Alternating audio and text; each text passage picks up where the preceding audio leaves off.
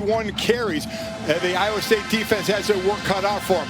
Big man on that line, Osiris Torrance, 332-pounder. Keep an eye on him. And as I talked about Brock Purdy, we'll get more into him and what he needs to do for Iowa State. But this Louisiana running game is something to watch. A lot of pressure on this Iowa State defense.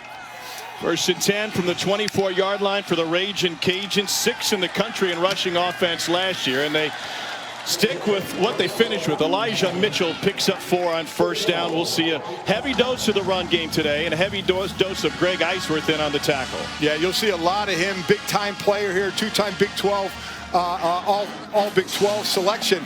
Key here for Iowa State, they are very aggressive on defense.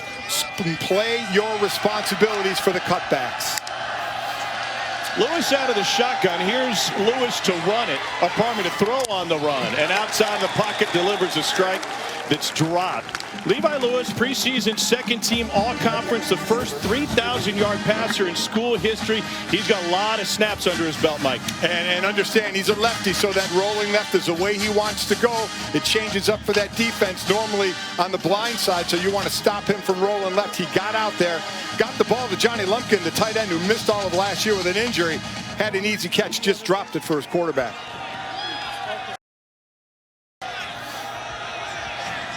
So 3rd and 7 now. First possession of the season for the Ragin' Cajuns.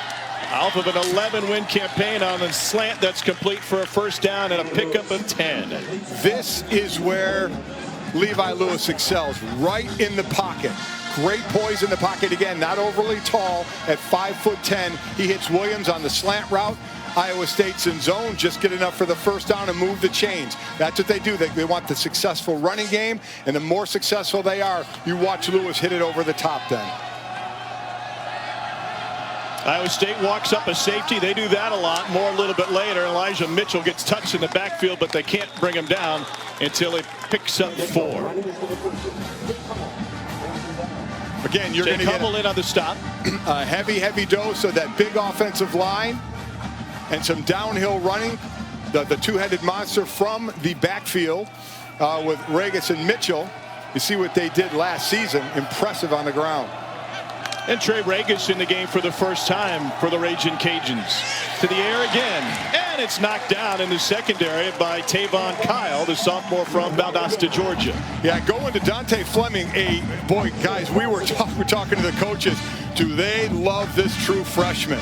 And the pass was just about there, a little underthrown, had him. That was a timing route that Lewis was just a little short on, or it would have been a heck of a completion right in the hole of the zone.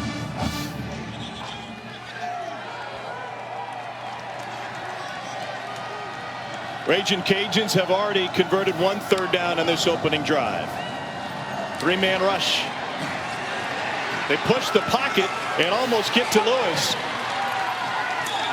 Dancing up the sideline and out of bounds. They finally force him out behind the line of scrimmage. It was Will McDonald who brought the pressure. So here's this Iowa State defense. It's 3-3-5, 3 rushers. They want to pressure you, but with 3 rushers, you got 8 back. They just play that zone and say, we're just going to stay in our zone, not give you any holes for you to throw the ball. Great job just sliding with the quarterback and taking away all his options. Tariq Milton is back to receive this punt from Reese Burns, a junior from Melbourne, Australia.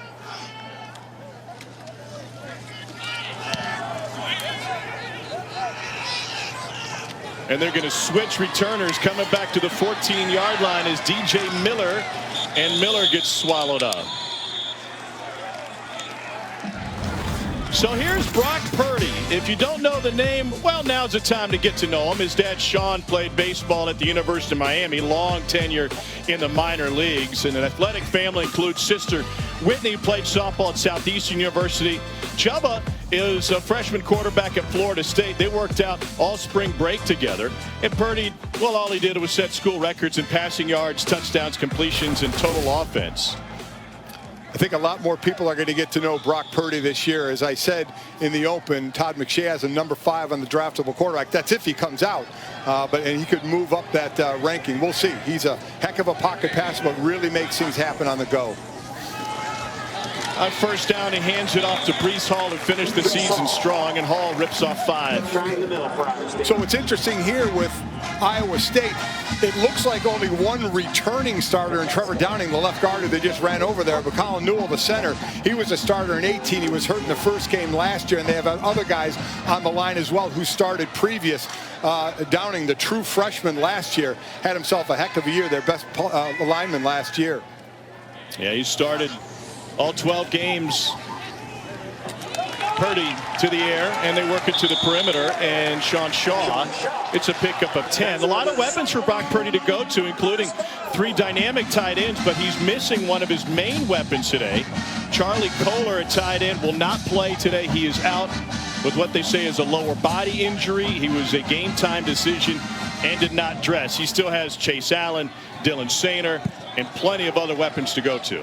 Kohler's a big miss for them, though. A guy that you're going to keep an eye on Sundays. He fits that great prototypical NFL tight end. They had Sainer in motion and now Milton, and they're going to go the opposite way with Breece Hall. Sophomore out of Wichita, Kansas, picks up 3. So you look at what Brock Purdy has to throw to. You know, even with Kohler's out, but in for him, you'll see Easton Dean. He's also 6'6". You have Dylan Sainer. You have Chase Allen. Both are 6'7". You look at Sean Shaw, who caught that ball before, at 6'6". Xavier Hutchinson, a transfer over from a junior college, at 6'3". It is incredible. Tyreek Milton fits there in at 5'11". He wants to hang out with the big boys in there, but some great size and body position receivers for Purdy to throw to. Yes, Steve Prohm wouldn't mind having that front line. Here's Milton setting up a screen, and he's finally hog-tied at the 49-yard line. It'll be an Iowa State first down and a pickup of 9. Well, you're getting a little bit of everything now, right? Some runs up the middle, runs outside, quick passes, screens. This is that first series to throw a whole lot at Louisiana to see how they're going to react. Cajuns didn't have anybody on the ground on that one, and back to Hall to midfield. Joey Ramus, the right tackle, with a nice pin block there to give Hall the outside. And then you see they quickened up there, so they're changing pace as well. They're giving Louisiana a whole lot to think about right now.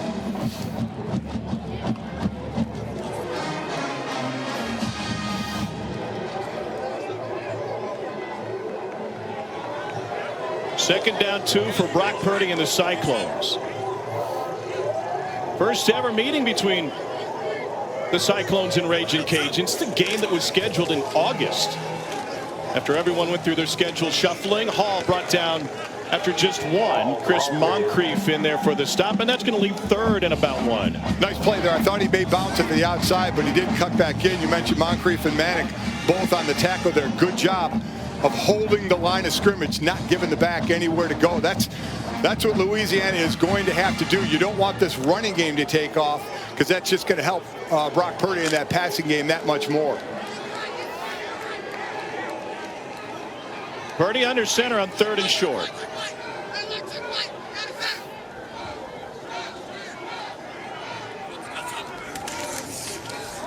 Here's Hall, and he bounces to the edge for the first down, and the series continues for the Cyclones.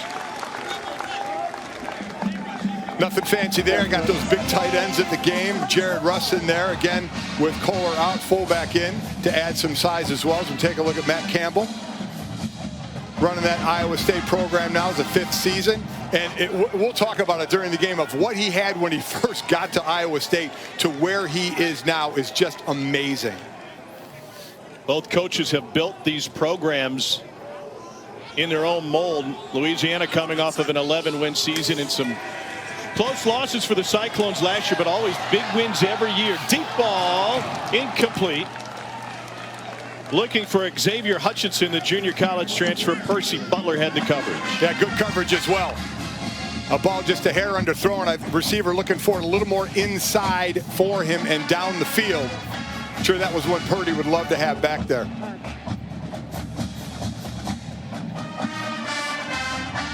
First miss of the day for Purdy. Iowa State band is in the stadium. Cheerleaders are there. And it's truly a friends and family crowd, including some family members of Louisiana football players. Basically, if you're on the pass list, you can get in the building. Otherwise, you're out of luck. Purdy, pocket collapsing, and he's able to dump it off to Nwangu. Kene Nwangu, the senior from Frisco, Texas, has his first touch. Man, a lot of weapons for this team. Sure is, but a great job there by McCaskill from Louisiana. You go ahead and let him catch the ball, keep him in front of you, and make that play. You know, make the tackle, brings up still third and fairly long. But you were talking about it. I love the fact that the Louisiana families can have some family members of players at this game as well. Again, not a monster crowd, but at least families from both teams are able to come in and watch their kids play. Somewhere in the vicinity of 1,500 to 2,000 observers are in the stadium today. 10th play of the opening drive for Iowa State.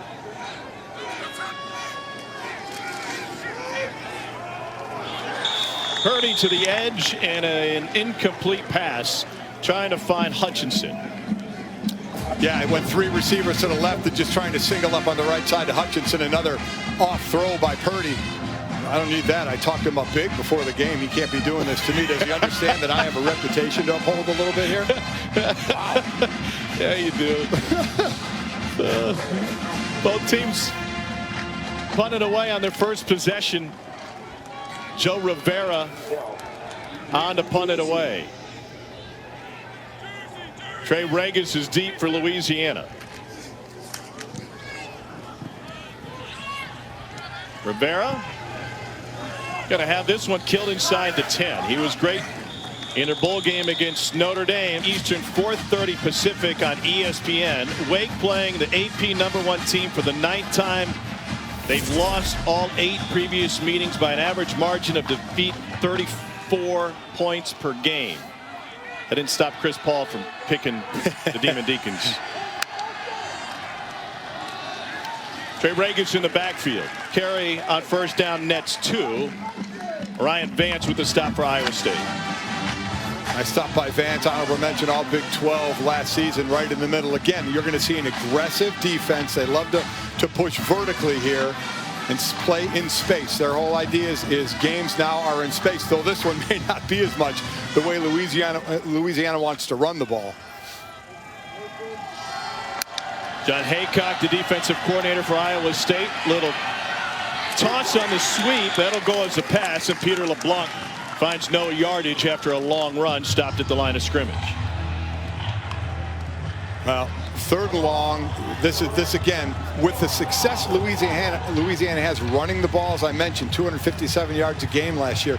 They're normally in 3rd down and 3rd and shorter situations. Now, nobody likes 3rd and long, but when you're a running team, the way Louisiana is, it really affects you more. Let's see if Levi Lewis can pull him out of the fire here. 6th in the country in rushing last year, 62nd in passing. Corner blitz coming. Lewis stands tall, tipped and almost picked, just a hair behind his intended receiver, Jalen Williams, a former Boston Red Sox farmhand. Got to have that one. Great job just waiting for your receiver, Williams, to clear to the middle of the field.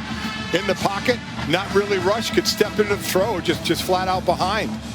Just a miss there. As a first series, we saw his tight end drop a ball right in his hands. This one, he was off the mark. So 3 and out that time for Louisiana. Burns, first team preseason Sun Belt punter, one of 19 on the Ray Guy Award watch list, will run into this one.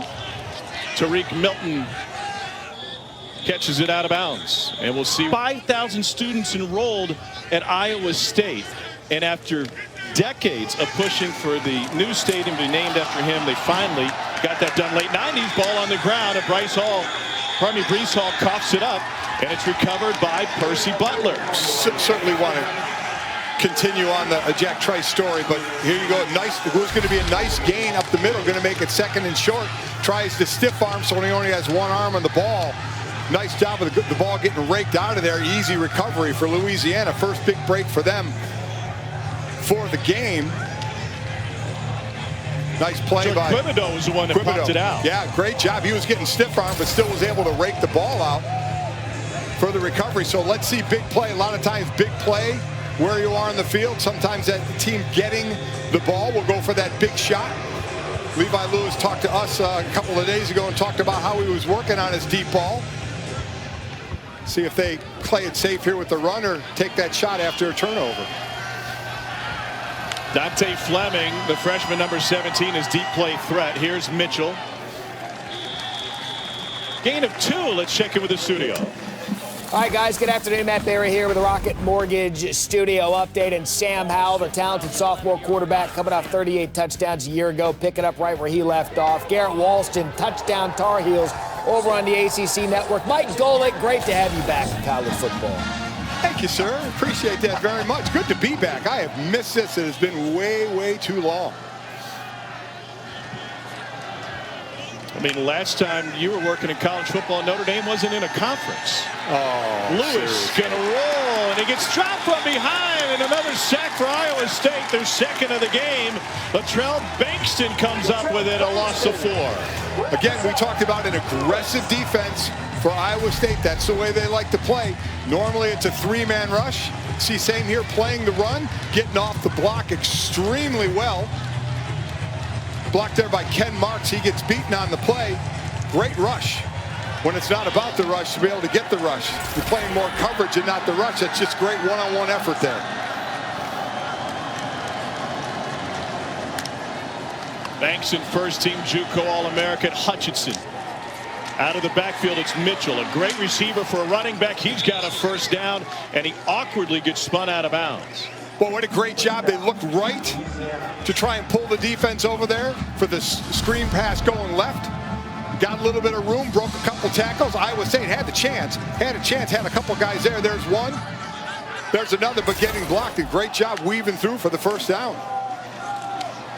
End around this time. It's LeBlanc again. This is a Louisiana offensive line, which for the first time in their school history had 2 players selected in the NFL draft. And don't think they're not using that in their recruiting talks, huh? We got guys going to the NFL, and they got one in that right guard, as I mentioned, Osiris Torrance, who is all 6'5", 332 pounds of him. It's a freshman last year, freshman All-American teams, and they are building something there. Chris Smith now in the game, his first touch, and he's taken down at the line of scrimmage by Jaquan Bailey. It never happened before. In fact, they had 3 overall taken. Robert Hunt went to the Dolphins, Kevin Dotson to the Steelers. Listen, it's a great. Yet they've reloaded that O-line. Yeah, it's a great selling point when you're going to sit in living rooms of the big guys to say, yeah, we got guys making it to the NFL. Maybe a guy or 2 on this line could do the same thing. It really helps. Zach Robertson, a left tackle, came over from Arizona State. They run his direction. And a nice move through a sliver of daylight for a first down for the Raging Cajuns. One thing Iowa State again likes to do is attack, so that will leave creases, and the linebackers need to be there here. Big hole, linebacker there, nice little juke move on Orion Vance there to get the extra yards. That's one you won't like in film the next day.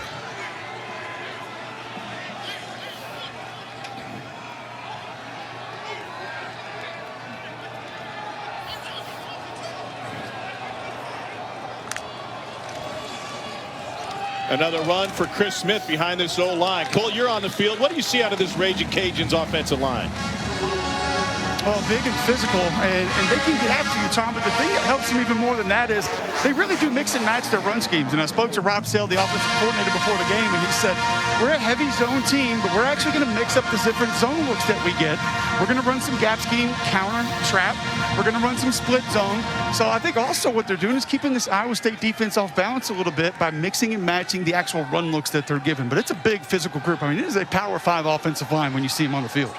How complicated is that quickly to run so many different looks? Against this defense, I think it is a little bit more complicated because you just don't see this look very much in their conference. Trey Regis slips out of a tackle. And a nice gain, a pickup of 7. And Coach Billy Napier knows what Power Conference football looks like. Stops at Arizona State and LSU, among others. 3rd season as Louisiana's head coach and the reigning Sun Belt Conference Coach of the Year. Despite the fact that Eli Drinkwitz down at Missouri won the title at App. Here's Regis, and he takes it inside the 10. And Cajuns looking at a 1st and goal. And right now what they're doing extremely well is the back is being left to an open defender and just beating him. You know, that's what's working here. That defender's got to be there to make the play, but right now the backs are getting the better of him. They've converted all 3 third downs. Reg is stopped for no gain. It could be a difficult defense the way they run this 3-3-5. What you're going to see every now and then, you're going to see that center point. And the center is pointing, and he's identifying who the offense is going to say is the Mike linebacker, the middle linebacker, and they base all their blocking schemes off of that. So the center will look, and occasionally you're going to see him point. They'll either say it verbally or point. They'll identify who that middle backer is, and then they'll base their blocking scheme off of that. See him pointing there. That's Shane Ballo, the center, and he's pointing out Ryan Vance on 2nd and goal. The freshman Fleming gets taken down in this backfield. It's a loss of 5. You know when all that pointing doesn't help? Is when a guy, when Jaquan Bailey goes underneath the block and does a great job. They were trying to reach him. He just came underneath and was quick enough to just break it right outside. Doesn't matter what blocking scheme you have. You can have the best one in the world and not going to help when you get penetration like that. So the first quarter will come to an end with the Ragin' Cajuns, after the fumble recovery, looking at a 3rd and goal. Levi Lewis and company. Kanena Wangu is the running back next to Brock Purdy. And they bring the tight end Sainer in. The Wangu gets stuffed at the line of scrimmage, maybe gets one. Joe Dillon, the 5th-year senior from Tylertown, Mississippi, with the stop. Can we all just take a breath and realize we just did a quarter of football and football is back, and how great it feels?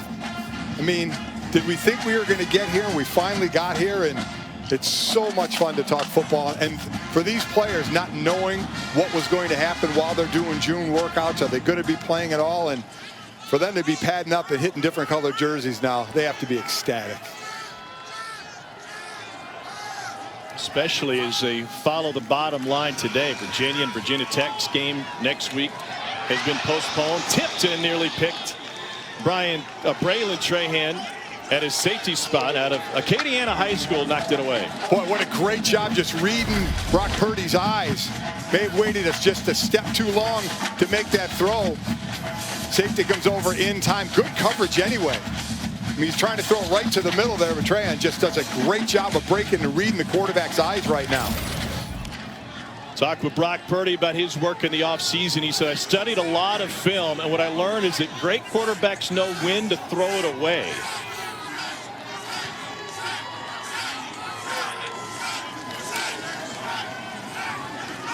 He's been prone to the turnover over the years. 3rd and 9 over the middle. And there's an Iowa State first down to Xavier Hutchinson. Yeah, to continue on what you were saying, Tom, he just felt he was always trying to make the big play like he did on 2nd down here. 3rd down, he knows he needs 9. I talked about in the open his ability to slide. Ball still a little bit behind, but obviously great job of catching it by Hutchinson, the junior college transfer. But that's where Purdy does a great job. Little off. He's definitely off on his throws. We're seeing definitely some rust on the throwing of both these quarterbacks that certainly the preparation or the lack thereof could have a lot to do with as another 2 tight end set for Iowa State. And the surprise is because Purdy came in as the 2nd most efficient active quarterback behind Trevor Lawrence. Nwangu with the carry.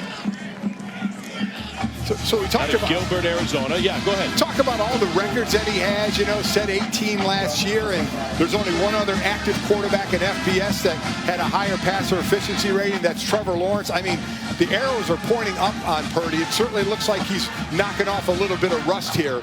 But I think as this game goes on and the season goes on, he's going to be able to really show his wares of what he and this offense was able to do last year. And it looks like both offenses stuck in the mud here early on, which should be no big surprise given everything they've been through. Here's Nwangu off the right side. And that'll leave 3rd. Fellas, I was on. And a long one. Cole. I was just going to tell you, Tom, I was almost a little more impressed that Brock Purdy told us he learned how to play piano during quarantine. Taught himself. Said he had the Adele, Somebody Like You, as his go-to. Also picked up a few Alicia Keys tracks on the piano during quarantine. We all found a new hobby, right? Yeah, the quarterbacks. You know what? The quarterbacks are always so versatile. I bet he golfs really well, too. Well, quarterbacks golf well because they're not allowed to get hit in practice. Well, he had plenty of time in Florida to do so. He and his family went on spring break just outside of Orlando, and they were stuck there for about a month working out with his brother Chubba, who's now quarterback at Florida State. On 3rd and 2, Nwangu maybe not. Looks like the spot's going to be just short. It's going to bring up 4th and short near midfield. Boy, decision right here. Great job on defense by Louisiana, crowding the line. I would imagine Iowa State. I mean, look at the old linemen. They're pointing. They want to go for it. The big Hogs always want to go forward. I think this would be a good time to go for it. Set that tone. Your offense hasn't really gotten in sync. This could kind of be a good morale booster to say, okay, they're putting that on our shoulders. Let's get this 1 yard and keep this thing going. They'll stay on the field. They were one of the worst in the country on 4th down conversions last season.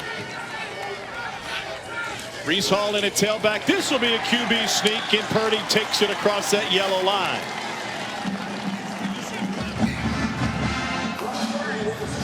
That's that 6'1" quarterback just ducking in, Cole, behind that big offensive line, pushing forward. You had to love that when you were O-lining at Auburn, just having that quarterback tuck in right behind you.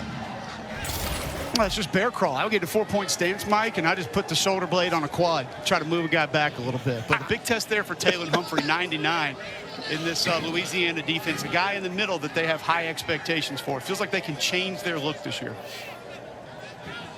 6'5", 333. By the way, Derek Schweiger, surprise start at right guard, beating out Robert Hudson. They run that way. Here's Purdy, and he'll get to the sideline. 10 minutes to go here. Let's go to the studio, West Virginia and Eastern Kentucky. All right, Matt Barry with another studio update. And what about Laddie Brown leading West Virginia early on for that Neil Brown? Second year for West Virginia, him and the head coach. Laddie Brown gets in there, 10-yard run. Then Jarrett Dagey to Brown out of the backfield. 2 touchdowns, effective early. Right now, West Virginia up 14-0 over Eastern Kentucky. They don't seem to be missing the 11 players that were suspended for this game, including 3 starters. Sure don't. Listen, whenever that happens, first thing I think of, opportunity for next man up. Brock Purdy didn't like what he was getting from the sideline. Uses the timeout with 2nd and 4 upcoming. 9:35 to go in a scoreless extra yard for Teachers Week, an annual effort led by the College Football Playoff Foundation to bring college football together to support and celebrate teachers across the country. Thanks to the CFP, ESPN is honored to donate $20,000 this week to help support teachers and their students. To learn more about Extra Yard for Teachers, follow at CFP Extra Yard. Mom Maria played volleyball at Notre Dame, assistant professor of law, and his dad, Randall, the head of hydrodynamic modeling at Oklahoma. That was my my major and minor at Notre Dame, both those things right there.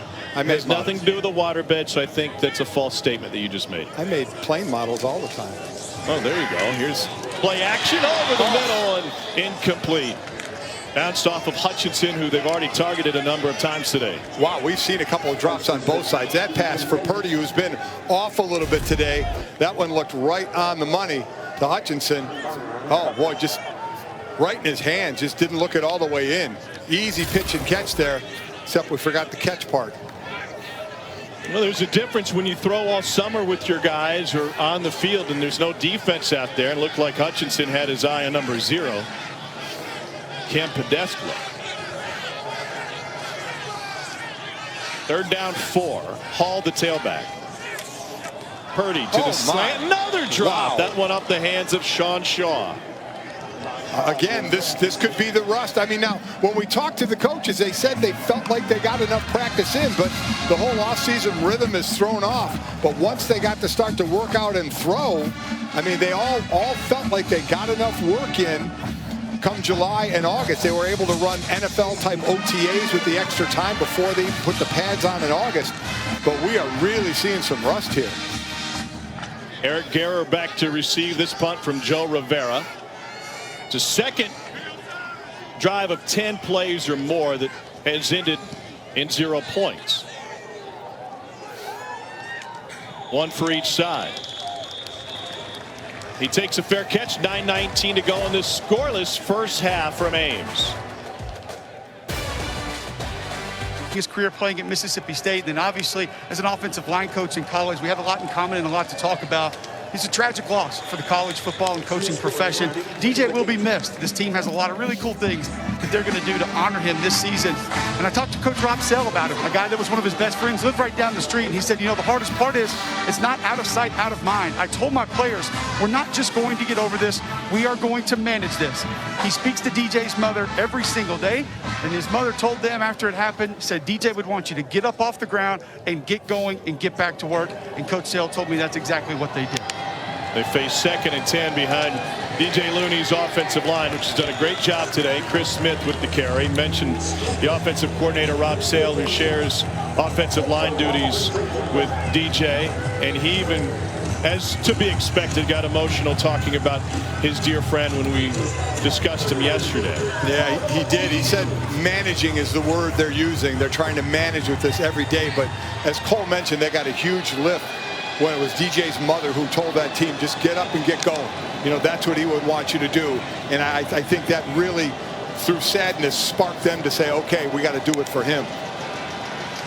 On 3rd and 8, Lewis gets hit and lobs it downfield. Jaquan Bailey brought the pressure. Jaquan Bailey showed his hops as well.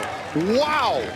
Just jumped over the would-be blocker and was in the face again of Levi Lewis. So this is coming right square at it, so Levi sees him. He knows he's there and has to get rid of the ball. Look at this ability. Wow. Incredible. A guy who's tied for the career sacks record at Iowa State with Sean Moorhead, looking for that one today to break that record. That was incredibly athletic. Reese Burns gets it away. And Tariq Milton picks up maybe 2 on the return.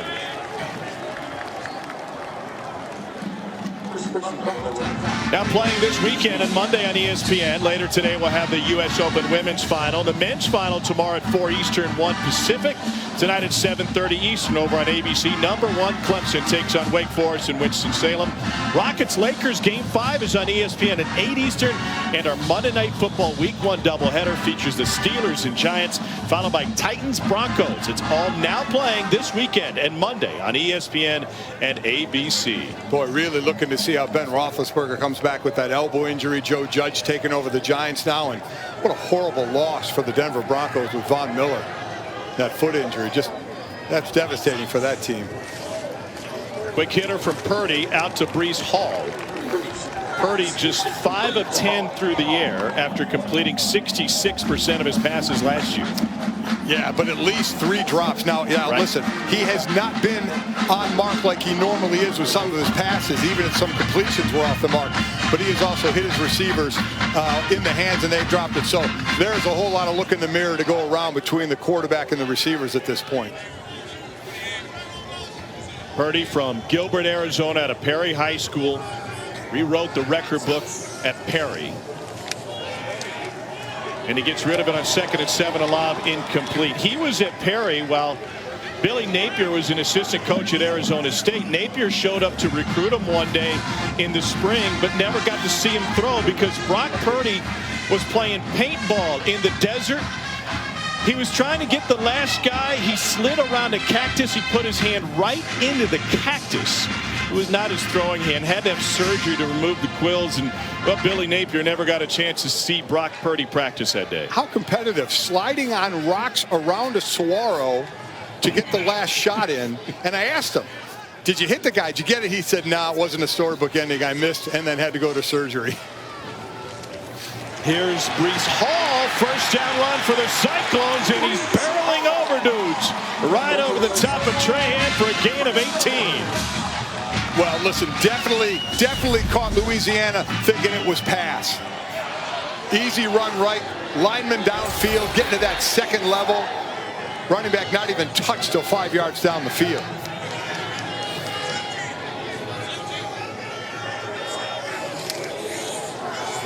Hall again came into his own about midway through last season. Stopped there. Let's take you back to the studio. Matt Berry. Guys, it is all West Virginia offense early. Jarrett Dagey this time finds Sam James, and the Mountaineers are just running over Eastern Kentucky in the second quarter. 21-0. Good throw, good catch. All Mountaineers. Maybe they should spend 11 more guys. Probably a wake-up call to the guys who are out, saying, hey, look how well we played without you. Milton in motion. It's Hall in the backfield. And another run for the sophomore.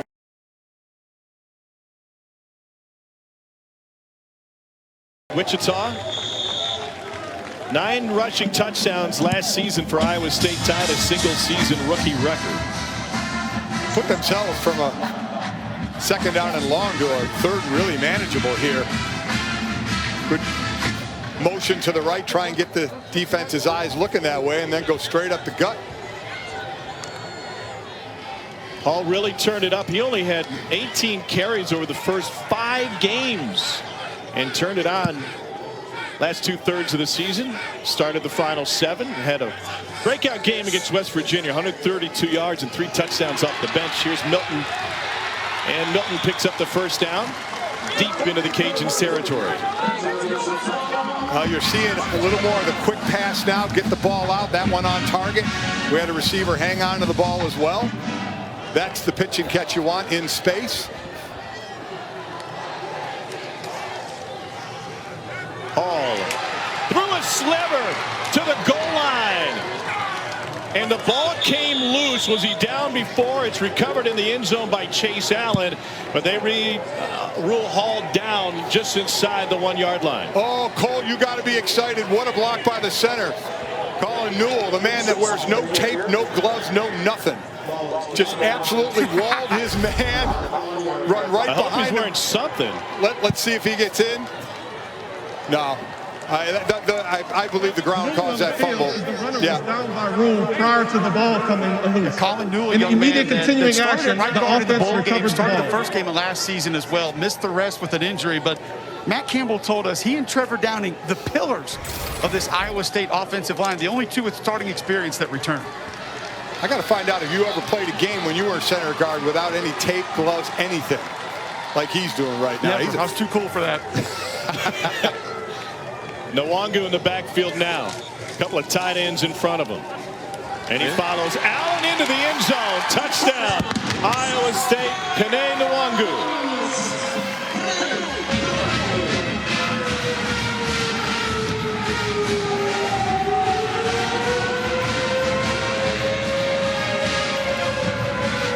Got to feel good, get that first score of the year after being held scoreless in the first quarter. Though last year, their first quarter was the least amount quarter they scored during the entire season. So that was really nothing new. But let's see if that kind of wakes them up now at this point.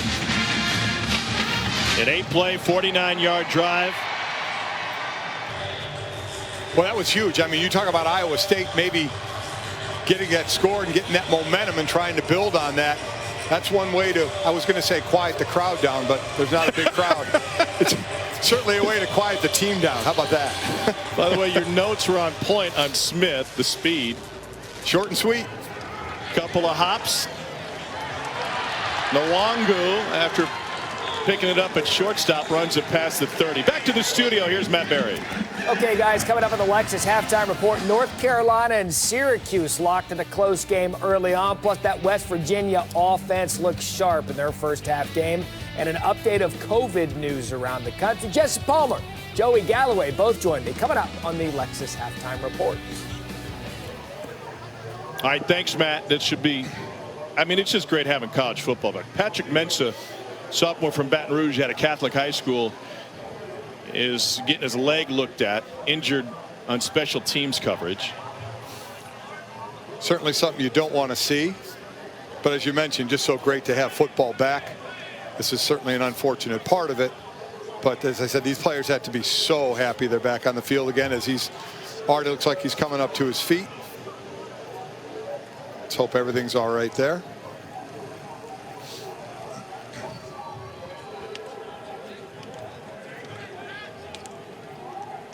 Big 12 now is a must-have for Big 12 fans. Tonight, Texas Tech hosts Houston Baptist. Kickoff from Lubbock at 8 Eastern, 7 Central. Sign up today at ESPNplus.com/Big12Now.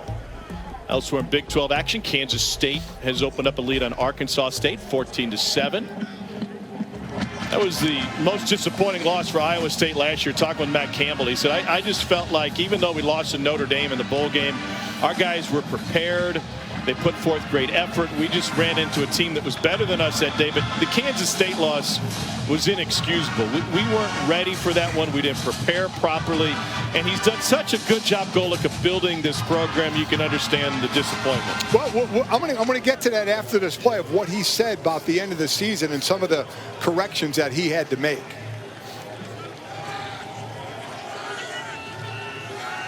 Play action. Purdy over the middle. Great grab, and that goes for a first down. That's Chase Allen, the senior from Nixon, Missouri. Big tight end again, a 6'7" target, so even if there's coverage there, he believes his guy can body off the defender. Coverage isn't bad, but he gets the ball there quickly to a 6, right on the inside where he needs to go. That looked more like receivers. Sorry, Tom, that looked more like the Purdy I've seen on tape from last year and watching him play. And now Hall. And your point, Mike, about the end of the season for Iowa State. Yeah, so, Coach Campbell said he felt that the coaches and the team were somewhat burned out. He said, listen, I come from small college. I'm a blue-collar guy. We hit, we run, we play very tough. And he said he believes that cost him, and he had to do some soul-searching of his own to say, okay, we have to find the right timing to do things so everybody is feeling good even at the end of the season. And actually he said, I may be working these guys and running them too much, and it cost him at the end of the year. 2nd and 4, Purdy to roll out on play action, and he will flick that one out of bounds. And it was very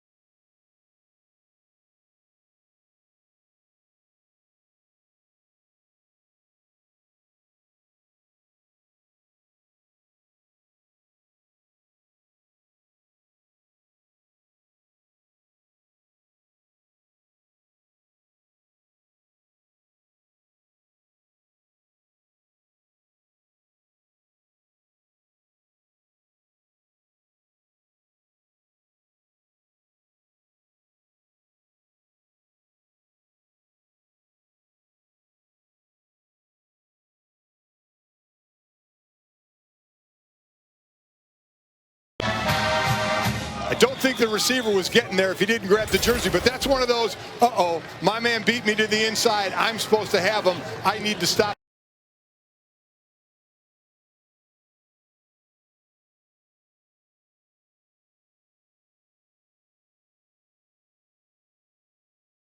issue, and I know that he's 100% against family separation. And as you know, Alex, we had a detention center here with almost 3,000 children, many of them who had been separated from their families. And Senator Harris came and visited that center with me. So I can tell that I have full confidence in Joe Biden, Kamala Harris, in making sure that we provide a pathway to citizenship for dreamers, that we stop family separations, and that we provide a humane policy for immigrants that are seeking asylum. But in terms of people getting the word out, have you heard any concern about Cecilia Munoz? Have you heard?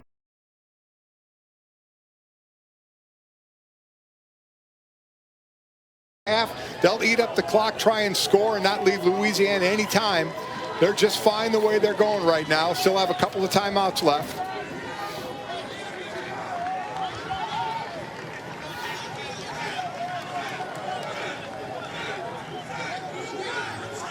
Iowa State 4 of 7 on 3rd down today.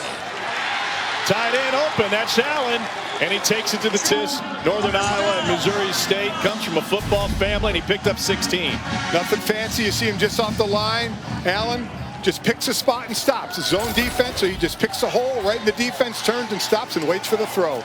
Oh, it's a touchdown. And now Hall bounces to the outside. Touchdown, Iowa State from 11 yards out.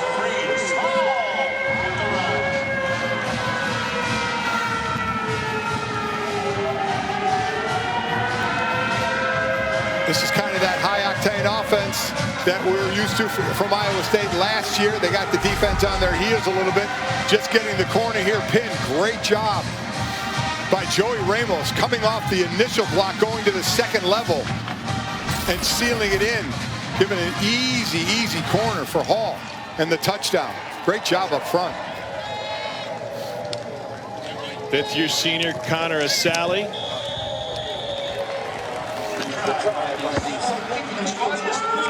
Iowa State takes its second lead of the game. Last time they took a lead, the kickoff was returned for a score.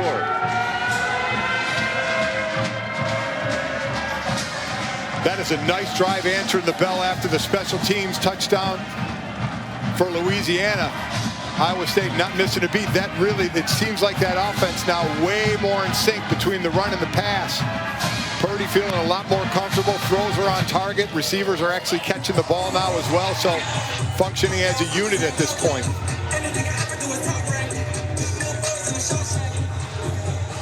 Now it'll be interesting for Louisiana. This is a team, as I mentioned, averaged 41 rushes, 257 yards running the ball. This is not normally a big-time passing team. Minute 17 to go. You have all three of your timeouts. Let's see what they do, and let's see if the speedster, Chris Smith, can give them some great field position again, or what the heck, just take it to the end zone again. Why not?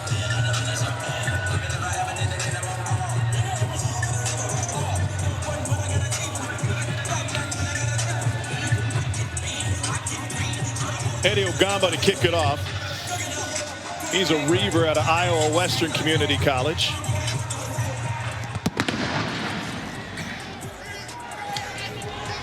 And from the 5-yard line. Smith took a 95 last time. Better kickoff coverage out to the 23. 1:10 to go in the half. You ready for today's Affleck trivia question? Let's do it. Who's the only quarterback from the Raging Cajuns to start a Super Bowl? He also happens to be the only quarterback from the Raging Cajuns that has defeated a top 25 team back in 1996 when they beat Texas A&M. I may have given too big a hint. I may know the answer to that.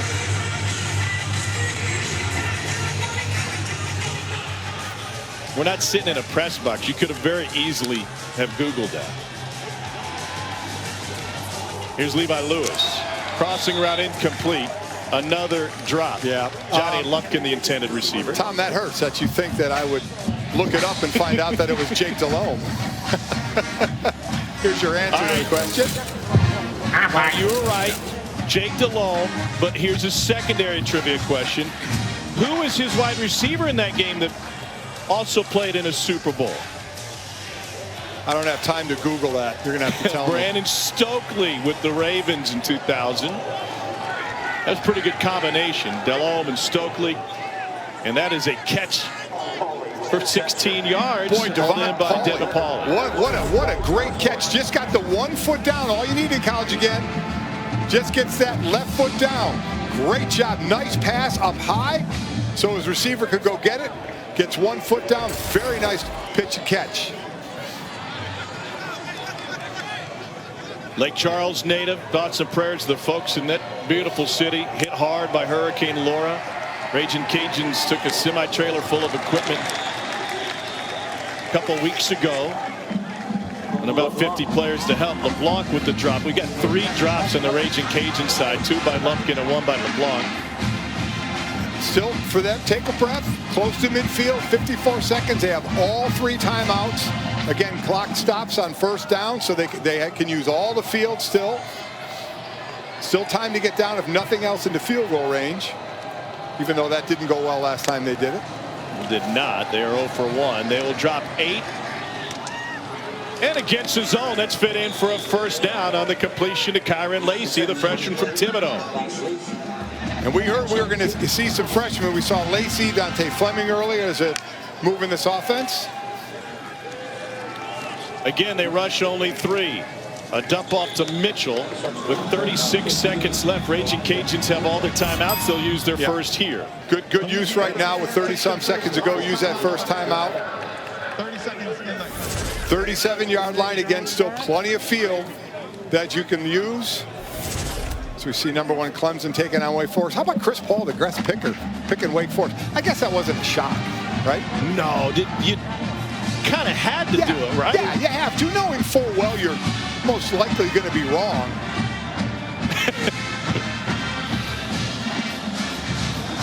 Who did he pick to win the U.S. Open? Oh.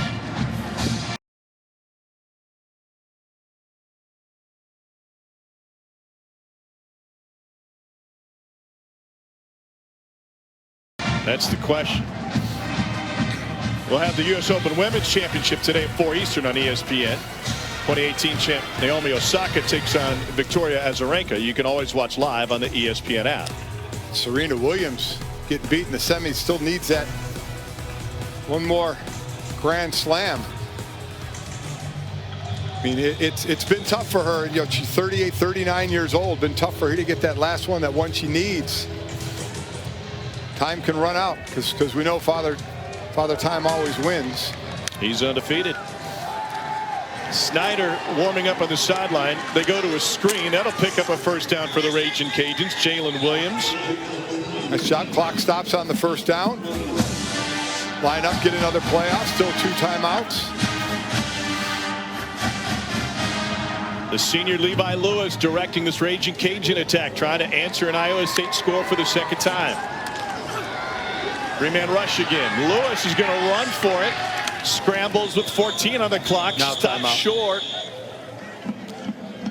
And they will use a timeout after a pickup of 7.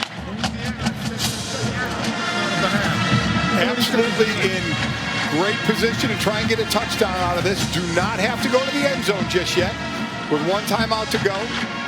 Try and eat up some of that 18 yards here. Maybe get it inside the 10. Between the 5 and the 10. Get yourself a nice play into the end zone.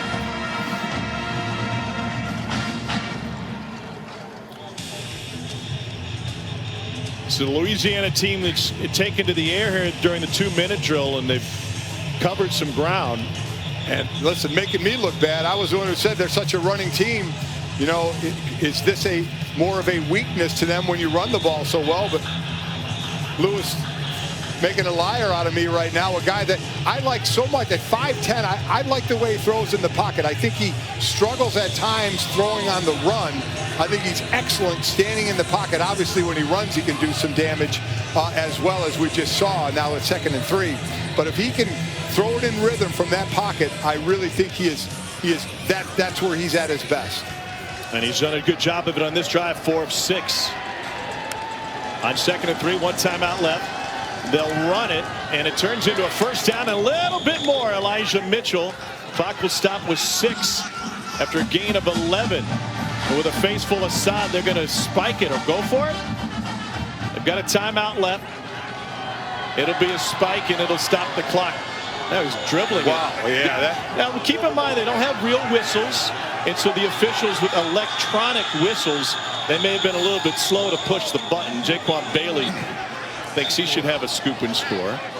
Seemed like the center snapped it before Levi wanted, then he picked it up and then threw it on the ground. Shane Velo at center. Not sure the center judge was clear. Yeah, he snapped it, and I think Lewis was pushing it to the ground, just trying to do it quickly. I definitely think he was pushing it to the ground. That's my take. So they're explaining to Billy Napier. Then we got to make sure that the time is right, because they did that to save a timeout. Now let's bring in Matt Austin, a rules official. What are they looking at here, Matt? Hey, Tom, what you've got is the quarterback muffed the snap, and after that, you cannot illegally ground the ball. So when he threw it to the ground a second time, that made it Illegal intentional forward grounding. pass. Number 1, offense. The player muffed the snap and then grounded the ball illegally. The penalty is 5 yards plus loss of down. It's 3rd down. Louisiana has elected to take their 3rd charge timeout of the half to avoid the 10-second runoff. Well, Matt, I will never try and make a judgment again, because you just hit the nail on the head there. I thought maybe he was pushing it down with 2 hands to get it done quickly, but as you said, you can't pick it up and throw it down again, correct? And they're lucky. Matt, great job. You're in midseason form already. They're lucky they had a timeout remaining to avoid the 10-second runoff. The harm is that they don't get a shot into the end zone, but they'll bring on the kicking team anyway. Remember, Nate Snyder missed his first attempt. That was from 27. He was a kickoff specialist at Indiana. He did not attempt a field goal in his 4 seasons at IU. Hadn't attempted a field goal in a game since he was a high schooler at Greenwood, Indiana. I tell you what, though, Tom, I'm surprised. I'm surprised they didn't take their last time out there, give themselves a good chance to run a play to the end zone. It's under further review. And if you don't have a completion, then you can kick the field goal. I'm a little surprised that they went. Instead of spike, you're saying use the timeout. Use the timeout. Throw a fade, have time, or something. If you have quick time, hitter. if you have time to do that, give yourself a chance instead of rushing up and do that. And so what have the coaches told us in our meetings this week? They have said almost to a man, like, we've had enough time to be physical. We've had enough time to hit each other. We haven't had a whole lot of work on some of the situational drills that we would normally run. And so obviously, end of clock, end of half, this is a situation that maybe the Raging Cajuns otherwise didn't get a lot of reps in on. Now, and again, so from doing that play from the fundamental standpoint, you're absolutely correct. They did not execute this very well. I didn't like the decision to begin with, to try and get back on the line as the clock is running down when you have a timeout. I mean, well, Mike, it's not just the players who had limited reps. The Raging Cajuns had 2 scrimmages. They tackled in 1. So from a play calling standpoint and managing a 2-minute drill, it's also the coaches that didn't have a whole lot of reps getting ready for this season. Yeah, completely agree. And it showed there, I think, on the decision to try and clock it, and then obviously the execution of doing it as well. Now, Matt, what are they reviewing here? That's what I'm wondering. They're looking to see if the quarterback had possession in the first place and then pushed it to the ground with 2 hands. I don't see from the views I've seen how they can change it. It looks like the ruling on the field of an me. illegal forward pass is confirmed. 2nd down, Louisiana. Good job, Matt. So illegal forward pass. Yeah, they confirmed that it did hit the ground and it was a muff rather than a forward pass the first time.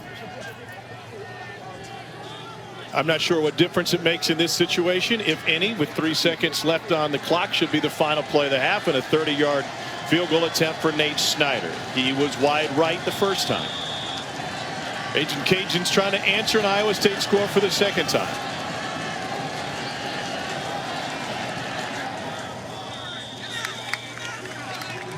And the field goal is good. So Iowa State getting all it can handle from the Raging Cajuns. The Cyclones will receive the second half kickoff. Raging Cajuns trying to bid for their first ever road win against a top 25 team in what is perhaps the most anticipated game in school history. Cajuns of Louisiana trying to hang with the Cyclones of Iowa State, the 23rd ranked team in the country. Both programs coming in with high expectations, and both sloppy in the first half to an extent. Yeah. But a flurry of scores to close the second quarter. Yeah, Louisiana ending the half on a score, momentum to them. But I liked the last drive of Iowa State, the way they went down the field and scored. Let's see if they can pick it up from that point. We've already seen one kickoff return for a score in this game, and a solid return out past the 30-yard line for Nwangu. Welcome back, Tom Hart in Atlanta, Georgia. Mike Golick in Bristol, Connecticut. Time now to take a look at our hardest working player, brought to you by Duluth Trading Company. Yeah, that's going to be Breece Hall, running back for Iowa State. 12 carries, 84 yards, and 1 touchdown. You see the holes there for him, so he's going to be our hardest working guy. But I'm going to tell you what, guys up front, and he'll know that when he watches tape the next day, that those guys have been giving him huge holes to run and not even getting touched till the second level. But he is the hardest working man right now. And Tom, by the way, wonderful picture of your dog in the background there. Yeah, that's Larry. That's Larry. He's a huge Big 12 fan. As Breece Hall has no gain on first down. He's watching over us. Literally, he's upstairs. We don't allow him in the basement here in Atlanta. I would love if you let the good boy down there. That would be fantastic. There's your hardest working player, Breece Hall, 6.5 a carry. Purdy, 9 of 16 for 100 yards on the dot in this game after a slow start, found his rhythm. Yeah, he was off, but his receivers as well with some drops. So let's see that last drive. They all got it together. We'll see if they can keep going. Fake toss to Milton, and Purdy fires low and incomplete. Trying to find Hutchinson. How does Brock Purdy look different to you today than what you saw on film? Well, just not as accurate. You know, he's a guy that makes great decisions. As I mentioned, even moving in the pocket, but great decisions, looks off extremely well, picks up coverages extremely well. His throws are just off. I mean, and again, do we go to the preparation? It wasn't much, even though they're not making excuses for that at all. They feel they got the work they needed to get in, but I think it is just showing a lot of work in the offseason that you get they weren't able to get this year. On 3rd and 10, Purdy pressured, steps away from both of them, and he's able to pick up a first down and then tacks on a couple more. Cole Kublik, you talked with Billy Napier at the half. What did the Cajuns head coach say? Well, he feels pretty good about things, Tom. He said they're slowing the game down just like he expected, but they need to get that run game going. Expect a little bit more of an attack on the perimeter on the ground for the Cajuns. And then he said that tempo may show up again because they felt pretty good about how it looked just before the end of the first half. It was a great close to the half for Levi Lewis and company. Completed 4 passes on that last drive for 67 yards.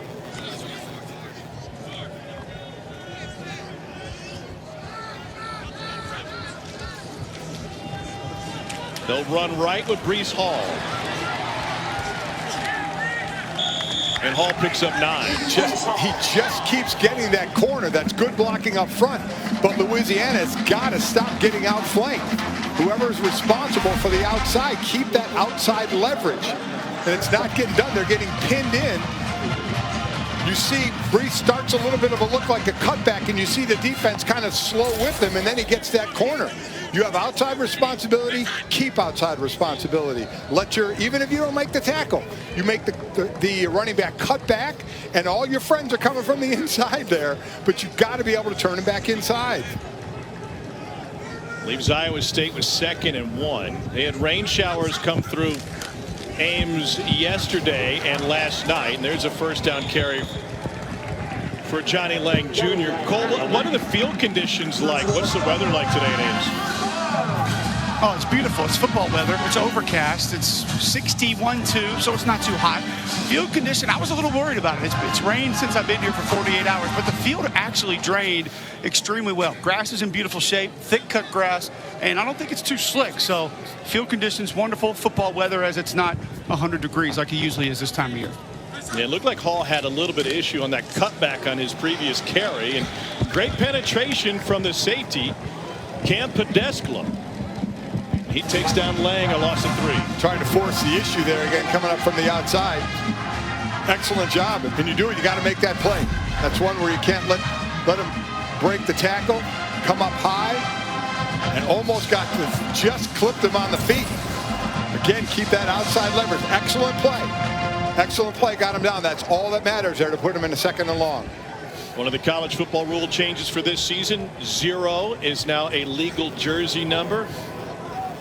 Pedesclo wasted no time grabbing that digit.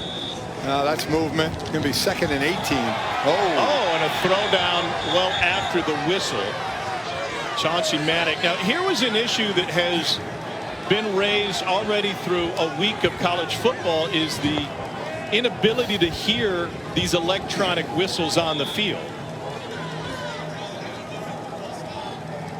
False start, so 2nd and 18. Prior to the snap, false start, number 75, offense, 5-yard penalty, 2nd down. And Cole, I'm wondering, the refs, we had heard we're going to have those electronic whistles, as you see the left tackle moving early, on their belts. But then it seemed like last week some of them were like, okay, we can't get to it quick enough.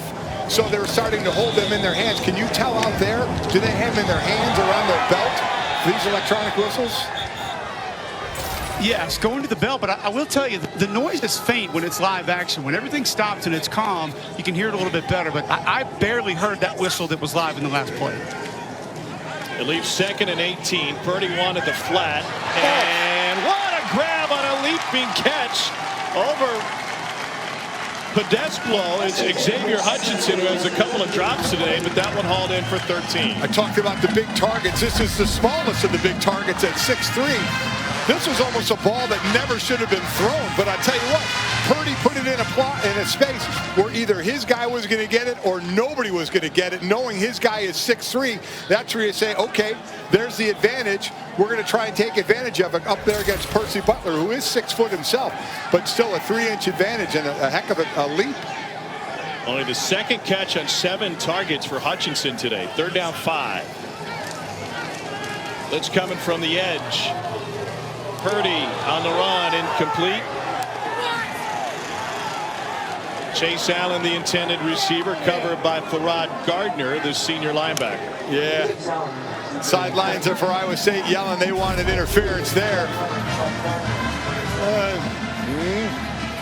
Being a former defensive player, I'm going to say let's let that go and let him play. Being an analyst, I'm going to say maybe they should have flagged that one. Matt, of course, Matt Austin, our rules official, and is saying, yeah, they should have flagged that one. 2 flags apiece in this game. Relatively clean first half. 4th and 5. Iowa State converted a 4th down in the first half. Pressure from the middle this time, and incomplete. Fantastic coverage on the perimeter by Ashlyn Washington. And they'll turn Iowa State over on downs. That is great coverage. Here's a guy that finished the route the way the wide receiver was running the route. Keeps the offhand away. Jack Trice Stadium, Ames, Iowa. The 23rd ranked Cyclones with a 14-10 lead on the Ragin' Cajuns from Louisiana. Levi Lewis with play action, looking deep. That's covered, and he checks it down to find his receiver for a pickup of 5. Well, Iowa State did a fantastic job against this great running game for the Cajuns. Boy, they sure did, and this is how Louisiana makes their bread and butter, is makes their money by the runs, and a great job of either penetrating or holding your responsibility. What gap do you have? Stay in that gap, make the tackle. And what they've been able to do, this Louisiana team certainly shows up. as far as wins and losses. We'll show you in just a second on the 2nd and 5. Regis the runner here, and he gets popped before picking up the first down. Going to be 3rd and short, but this is how rushing related to winning last year for Louisiana. And the wins, obviously, they ran it extremely well. And the losses, 148 yards. They only had 61 yards at halftime and averaged 3.5 yards a carry. So you see they better pick it up, or this may go in the L column. 2 of those losses against a team they've had a hard time catching up with in the league. That's Appalachian State. Regis picks up the first down. App with a lead at home in Rainy Boone against Charlotte over on ESPN2, 14-10. They're on their 3rd different coach in 3 years. Can't say that about these 2 teams. Very happy with their coaches right now. Young guys that have really helped build both programs. Scott Satterfield went to Louisville. Eli Drinkwitz to Mizzou. Great penetration up front. They swallow up Regis. And it's a loss of 2. Joshua Bailey, the brother of Jaquan Bailey. Again, vertical aggressiveness is what John Haycock wants as a D coordinator. Up the field, reestablish the line of scrimmage a yard or 2 behind, so even if you don't make the tackle, you're going to make the back go east and west before you can go north and south. Here, he was able to make penetration, did Bailey, and make the tackle. You got a 2 for them. That's 2 stars. That's 2 checks on the tape. Well, they got a 2 for when they visited the Bailey home. Got Joshua and Jaquan. Joshua, the older brother, by all of 9 minutes. On 2nd and 12, deep ball. And they get tripped up. It was way over the head of Golden McKay. And for Levi Lewis, he told us this was the biggest thing he worked on in the offseason was the deep ball. He and his receivers, they wanted to get way better at this. Hey, where do you want it? How far up?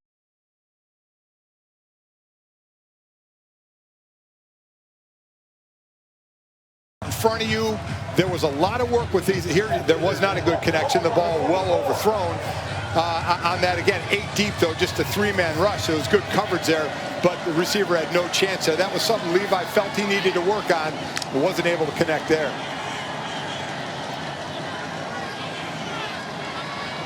See if they bring pressure. Lewis on 3rd and 12.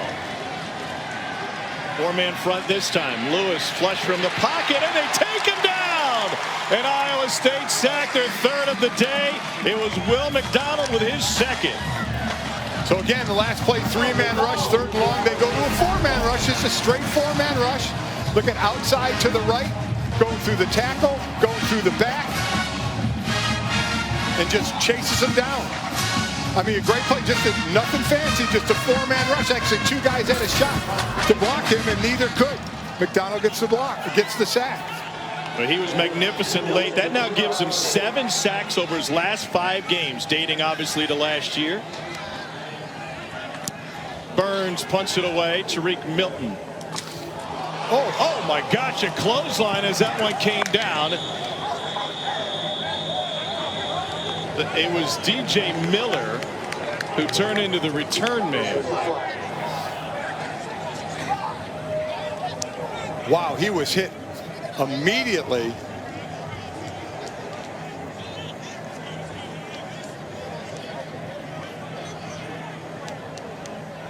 See what the calls. I did see a ref with his hat off after on the play was sideline. over. Personal foul, unnecessary roughness. Number 6, receiving team. Half the distance to the goal. First down, Iowa State. You know what they're going to call here? Watch him get up and do the double bicep. I believe that's what they're going to call. He got up after the play and did like a double bicep pose. And I believe that's what they're going to call him on. I don't know. I'm just not a big fan of that, if that is exactly what the call. We'll find out for sure and let you know when we come back. Let's clean up this play on the punt. Right here, keep an eye right there. Rory Walling, number 6 for Iowa State.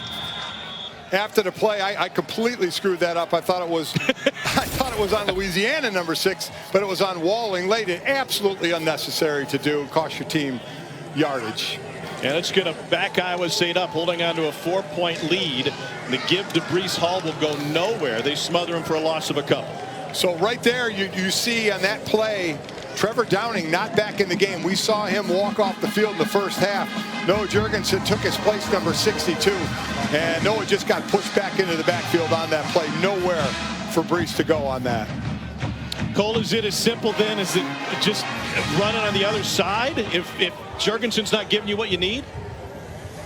Well, you can't limit your playbook. You still have to run the plays. He's also working on a 330-pounder that's 22% body fat. Wow. Say that like it's impressive. The big sauce, Taylor Humphrey over there. Oh. Screen blown up. It's Pedescalo again, number 0 showing up big. Loss of 3. 2 consecutive plays go the wrong way for the Cyclones. That's a 5'9", 181-pounder going against a 6'7", 240-pounder in Chase Allen, who's got to block him. That's his responsibility. He can't even get out there. Pedescalo uses his speed to beat the block. Great job getting up, making the play. 3rd and 16.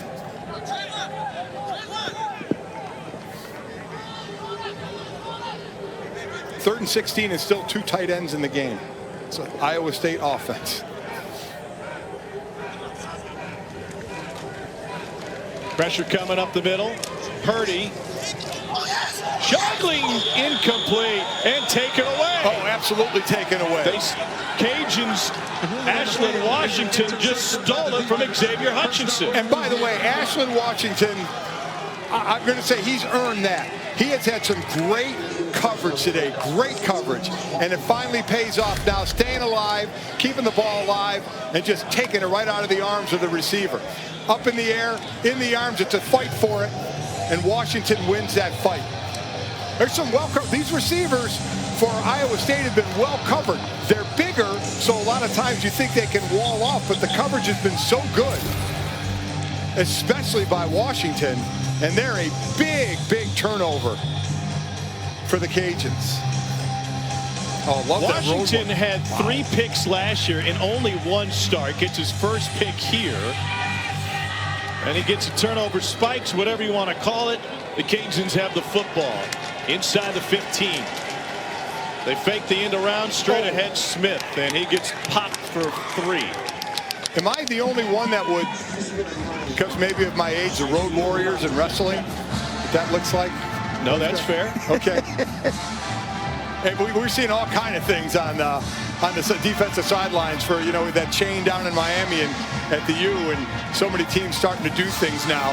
I've seen sledgehammers. I've seen guys write their Twitter handle on a board after a turnover. I mean, they're certainly having some fun. Did Miami break out the turnover rings the other night against UAB? Big win for transfer quarterback Derek King. Incomplete. But timing seemed off at the beginning of that one. Trying to find Jalen Williams, who walked on at LSU after playing in the Red Sox organization, drafted in 2013 by Boston. That was the same year a guy by the name of Aaron Judge went to the Yankees. I'd say that's worked out pretty well for the Yankees. Not bad. Yeah. Could you imagine him in a football uniform, Aaron Judge? Iowa State might have 4 tight ends on the field if Aaron Judge was wearing that uniform. You're not kidding.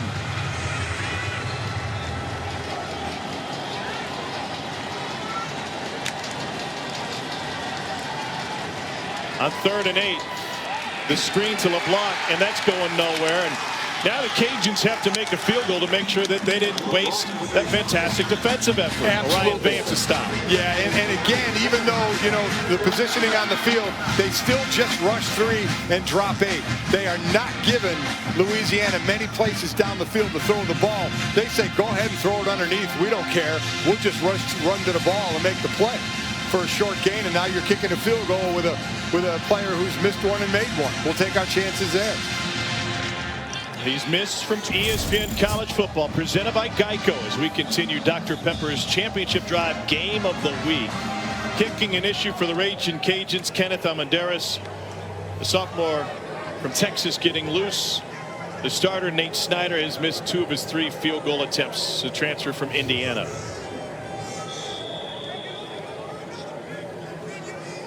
I suppose, Mike, there's 2 ways that goes. Either a coach tells you to start warming up, or you just say, you know what, he's missed 2, I'm going to get loose. Well, Tom, I definitely think Almendares will be kicking the next field goal, but I think that may even be a question of when they get into field goal situations. Do they now play for 4 downs if they're not confident in their kicking game anymore? We'll see. Brees Hall, second carry, picks up 2. So on schedule here on 3rd down. Kai Garner coming up with a big hit. And Iowa State, again, that last drive before half was without question their best drive. They have not been able to really get going, and give Louisiana defense a lot of credit for that. We had early drops by Iowa State, but as of late, we've had better play by the Raging Cajun defense, and certainly incredible play by Aislan Washington on that last interception.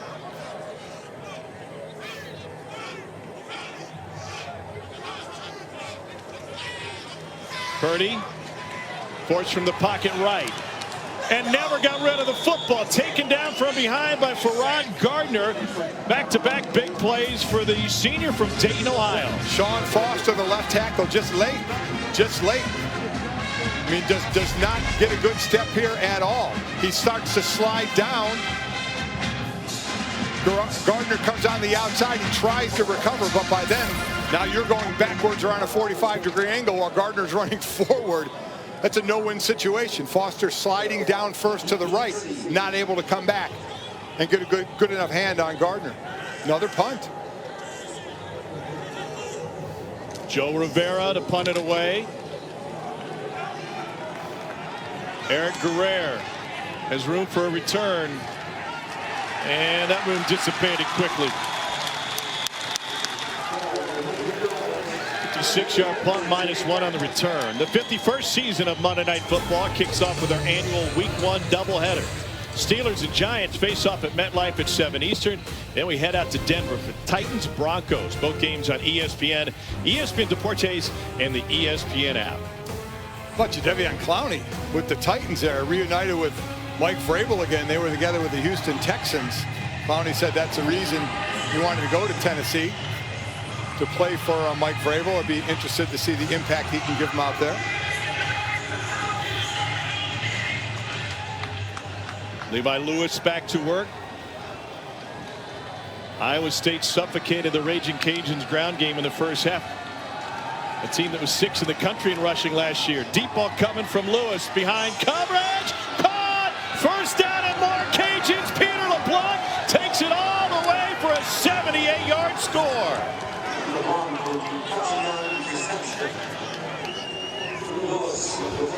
Lewis worked all offseason on the deep ball, and he cashes in as the Cajuns take their first lead of the day. Wow, he was so excited in talking to us about how he was looking forward to getting that deep ball. We talked to Rob Sales, said he also worked on the play action as well. You got them both there.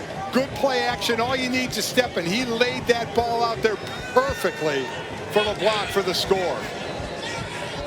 They switched kickers as expected. Kenneth Almendares for the point after, and he muscles it through. Raging Cajuns have a field goal advantage on the road in Ames, looking for their first ever top 25 road win.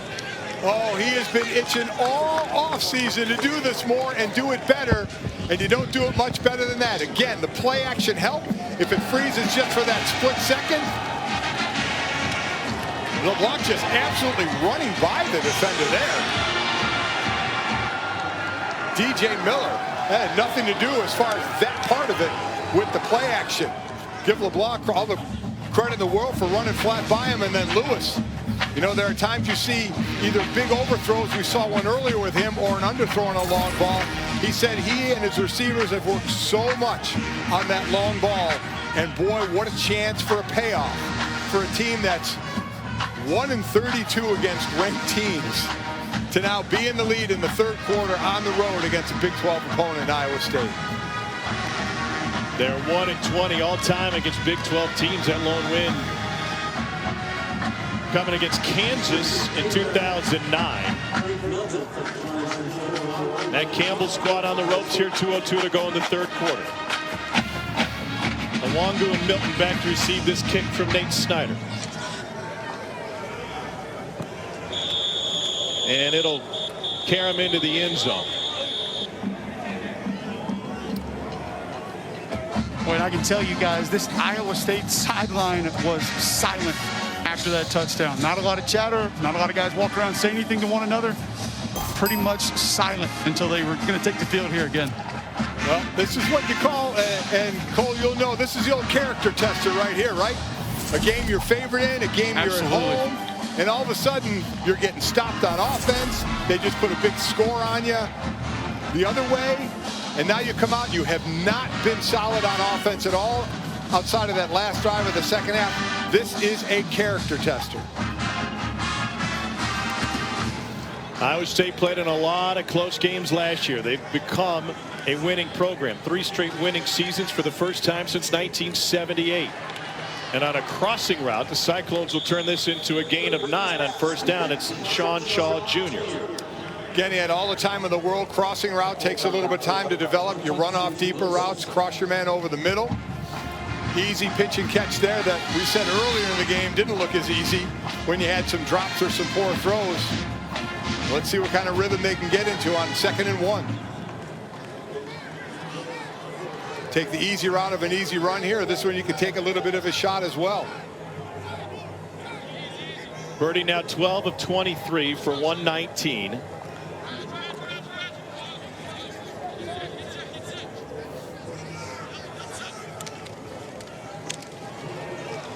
They go to Breece Hall, and he fights forward, and we'll see where the spot is.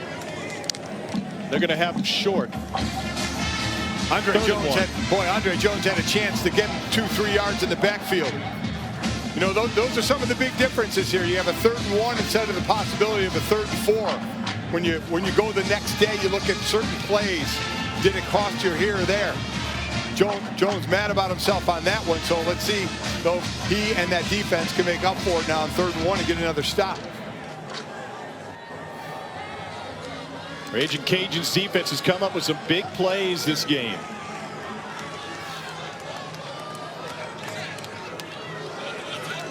Purdy has one sneak. This time will hand it off to Hall. Hesitated, got a push, and he picks up the ISU first down. Off of extremely ugly exchange.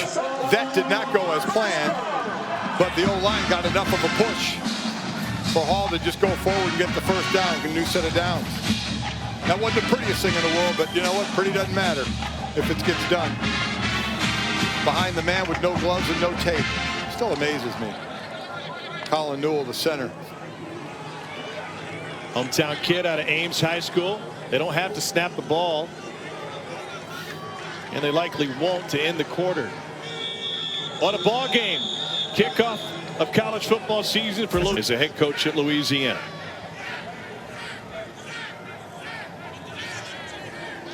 Iowa State football. Brock Purdy gets turned around in the backfield and lobs it incomplete. Farrod Gardner pressured him again. He's been sensational for the Cajuns today. And what a job Billy Napier's teams have done when holding on to a lead. I'd say that's pretty good. You don't really get much better than that, do you, Tom? No. Tough to be better than perfect. To go along with that, on the other side, Iowa State by far last year, their best scoring quarter was the 4th quarter. 139 points in the 4th quarter, the only quarter they had for the year over 100 points. So this is their quarter. They normally make hay. See if Purdy can find his rhythm. Been hard to grasp today. Out of the grasp is Hutchinson, who's got a few drops, and he turns it in to a gain of 5. They thought that was a late hit, but Matt Campbell won't get an extra flag on Jaron Wilson. Again, here are the little things. Defender comes up and can make the play and make it 3rd and 8, 3rd and 9. Breaks that tackle. Now it's 3rd down and 5.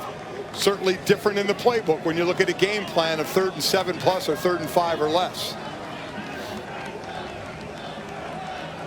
Iowa State 7 of 13 on 3rd down today.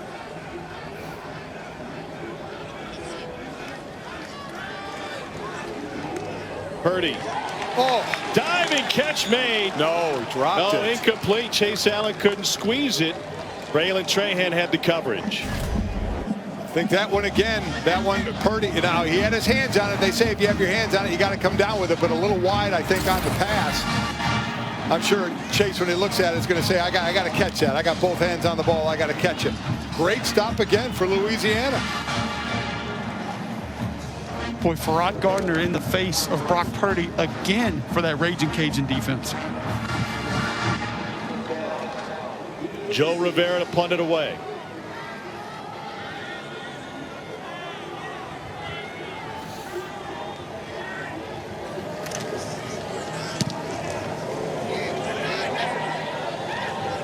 Eric Guerrero. Oh, boy. To the 30, to the 40. He's to midfield and in a sprint, and he takes it inside the 30. And it's a second kick return for a score for the Raging Cajuns today. And they're raging in Acadiana.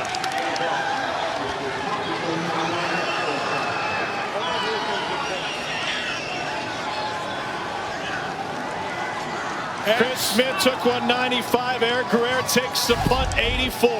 Absolutely incredible. Nice move, nice lanes that he has here. Unfortunately, Iowa State just not able to make the plays. Got to cover your angles there. Not able to do it. Just a great job of using speed. So officially an 83-yard punt return. It was preseason second team all-conference in the Sun Belt as a returner. Almendarez for the point after, and he punches it through. Louisiana hasn't won a game against a top 25 team since 1996 against 10. Early on in the early games, Lane Hatcher to Giles Amos. And right now, Arkansas State tied with Kansas State 21 apiece. Checking in on North Carolina, Syracuse. Javonte Williams punches it in. Right now, Tar Heels up 17-6 over on the ACC network. Right, Matt, a lot closer than the experts expected in Chapel Hill.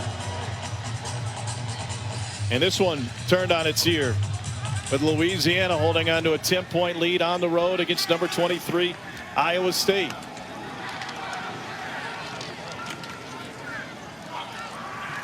And special teams coverage good by the Cajuns.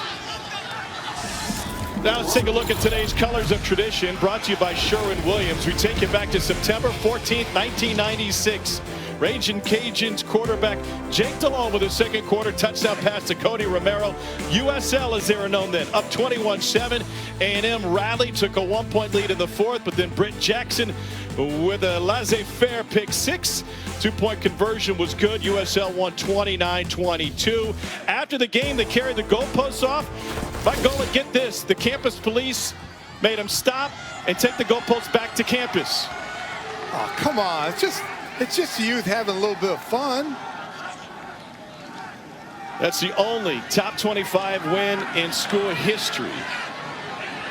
Jake Delhomme's wide receiver Brandon Stokely had a pretty good NFL career as well. Purdy with a 7-yard scramble. Again, it's Farrod Gardner, who might be your defensive player of the game today for the Cajuns. Boy, he on defense. Guerrero with obviously the return, and Chris Smith with the kick return. Incredible what's going on from the return yardage. The way this defense really, the offense, in all honesty, for Louisiana has never really gotten in sync. But the defense really been playing well against what is a high-powered record-setting offense for Iowa State last year. And there's your proof. More return yards and total offensive yards. Purdy hooks up with Xavier Hutchinson for an Iowa State first down. So again, this was the plan coming in. Sorry, Mike. The plan coming in for this Raging Cajun defense was to play a lot of man coverage. They felt like it wasn't something that they see week in, week out a ton of, and that they could have success against these receivers at Iowa State. Up into a zone here, and they work it out to Breece Hall. And again, talking about Cole, what you said, the man coverage, they know Iowa State has the big receivers, and they said they just needed to take up the space. They needed to body up and be there. And we've seen players like Ashton Washington doing an incredible job on that, of eating up that space, not letting the size affect them on the defensive side.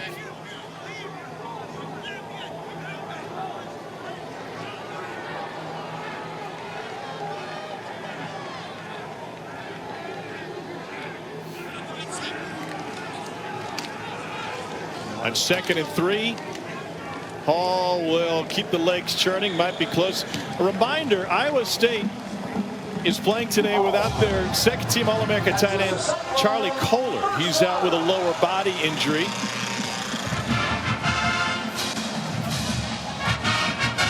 Hall picks up the first down 3 minutes into the final quarter. Iowa State trying to make up a 10-point deficit. And also their best lineman, Trevor Downing, the sophomore, he has not played at all this second half. He went out under his own power, but he has not returned to the game.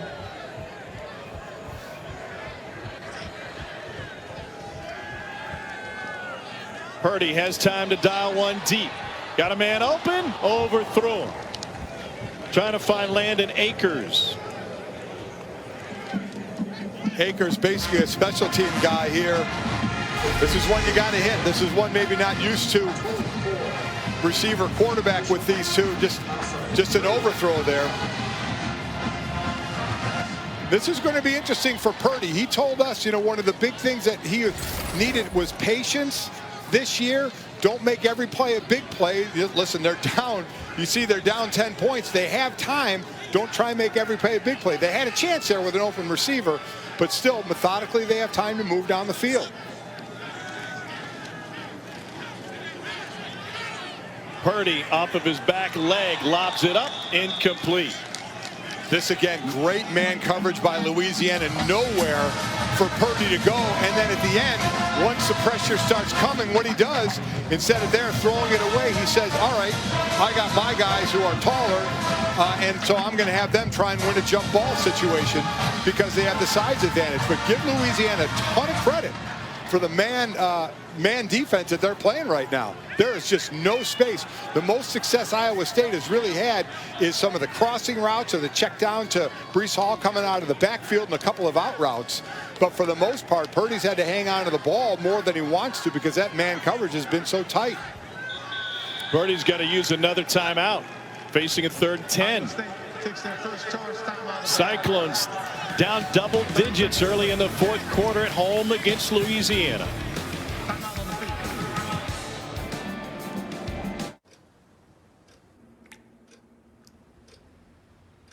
It's all still out there.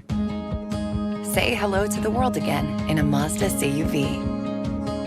We have more IIHS Top Safety Pick Plus models than any other car maker. Find your all-wheel drive Mazda CUV and get 0% APR for up to 60 months and no payments for 90 days. Can't wait to tell everyone about AT&T's big 5G news. AT&T has nationwide 5G? Yep. And that's faster? Faster, yeah. But is it reliable? Uh-huh, and secure. You should consider making a big deal about it. Bigger? I said bigger. Oh, bigger deal, bigger than what I'm doing. It's not complicated.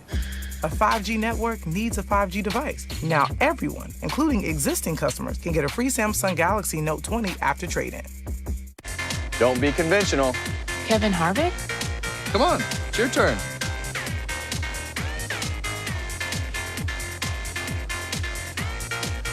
Get 250,000 miles of protection. Upgrade to Mobile One. Everybody's gonna want a sip. 2 flavors making music on your lips. It's true. It's cream soda and Dr. Pepper. New Dr. Pepper and cream soda. Delicious to add. You hearing that? That's the sound of true friendship.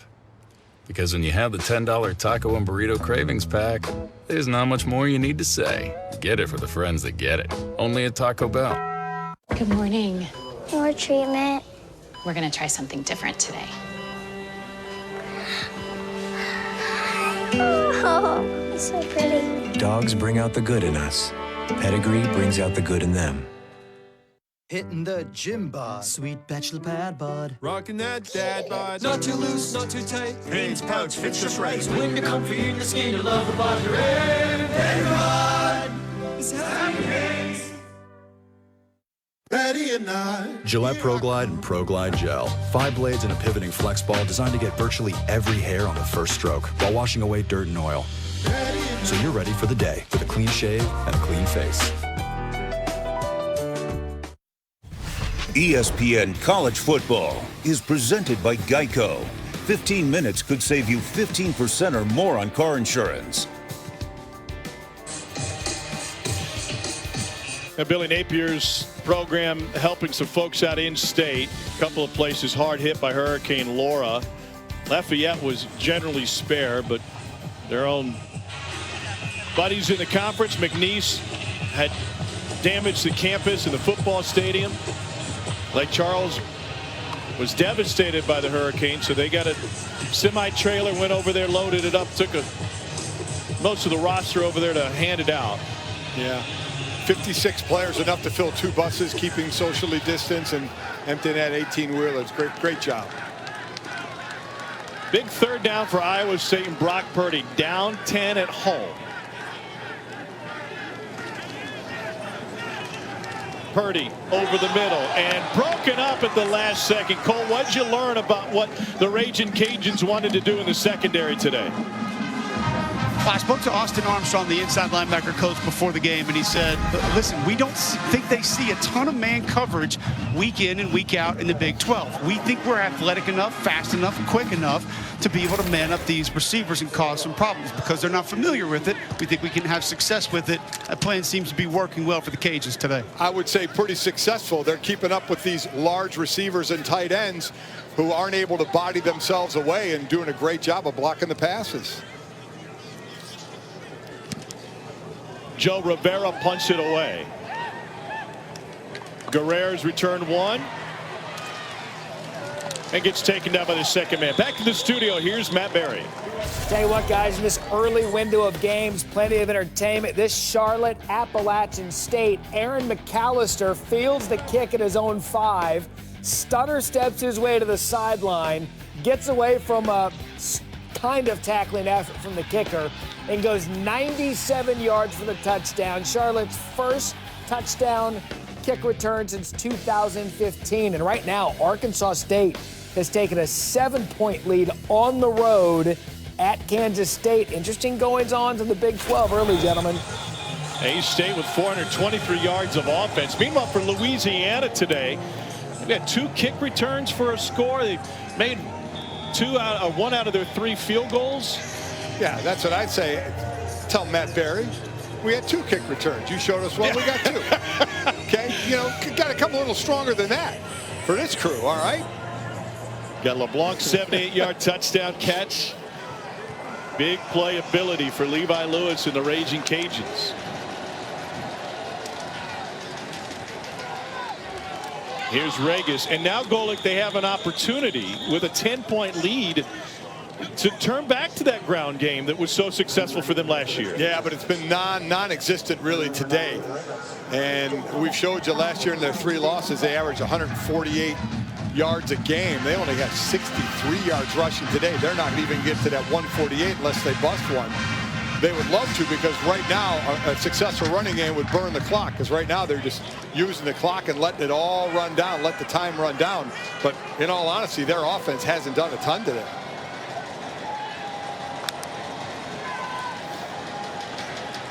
Back to the ground. Iowa State fills up the gaps. Regis, no gain. It's 3rd down and long. It'll be interesting to see what Louisiana wants to do. The best way to obviously not give Iowa State the ball is to keep the ball, but you try and take a shot here on 3rd and 8, 3rd and long, or you just hand the ball off and let that clock continue to run. They'll use every second of this. You run it again and just let the clock run, and you try and get that 1st down and keep possession. You're on the road, man. You're going for the win. Is this where you go for the throat? Drive started at 11:06. Lewis over the middle, and that's blown up. Only a gain of 2. Greg Eisworth, haven't called his name a ton. He's uber talented, and he takes down LeBlanc. Safe play. I think, you know, if you want to say a smart play, get the ball in the hands of one of your receivers, see if he can shake a tackle and make the 1st down. Keeps it in bounds, keeps the clock running either way. So in the end, they'll run off a little bit more than 2 minutes off the 4th quarter clock.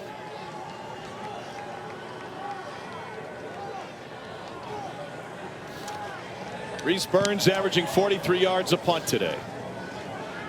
Here's Tariq Milton. Tried to change direction, and he got dropped at the 40. 8:47 to go in the fourth quarter. Iowa State needs to find some offense if they don't want to start the season with an upset loss. Weirdest thing in the world, seeing him paint the ACC logo at Notre Dame Stadium. Really wild. That was weird, wasn't it? Here's Brock Purdy taking up and scrambling out of bounds on first down. It's a gain of 5. How do you feel about it? I haven't heard. No, listen, it's the right thing to do this year. Listen, Notre Dame's splitting its NBC money that they're getting with everybody in the conference, so it's a win-win for everybody. And if next year goes back to, we all keep our fingers crossed, it goes back to normalcy, then the ACC logo will come off the field at Notre Dame and they will be independent again. Duke has an early 3-0 lead on number 10 Notre Dame. Second down 4. Purdy flushed again. And Purdy tries to tiptoe his way to a first down. Fantastic footwork to even make it close, and it is a first down for Iowa State on a couple QB runs. Yeah, but he wanted to go downfield, but Jalen Johnson again with the man coverage on Chase Allen just absolutely locked him up. That's where Purdy wanted to go. Luckily, he was able to make a first down out of it. Deep ball, sideline shot, diving catch, first down. They say incomplete. Yeah, that hit the ground. Definitely hit the ground. Boy, he laid out for it. That would have been one. That would have been a top 10 on SportsCenter, no doubt about it. But you'll see he gets his hands on it, and then I believe it's going to come through and hit the ground. Only got one hand on it, hit the ground, and then he scooped it. And and then it looks like he rolled and it hit the ground again. I think that's the correct call.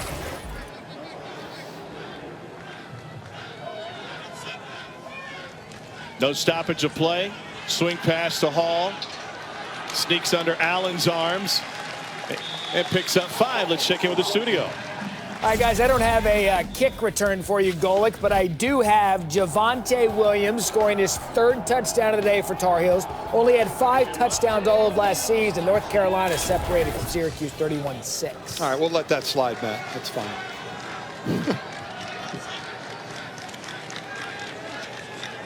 Purdy facing pressure again. Oh, my goodness, right through the hands of Percy Butler. He was trying to find Tariq Milton.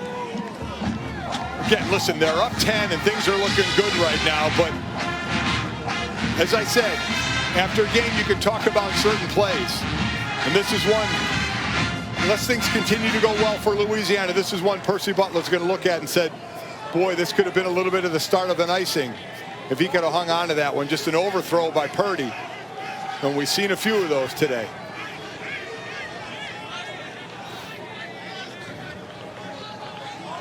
No doubt they're going to have to go for it on 4th and 5.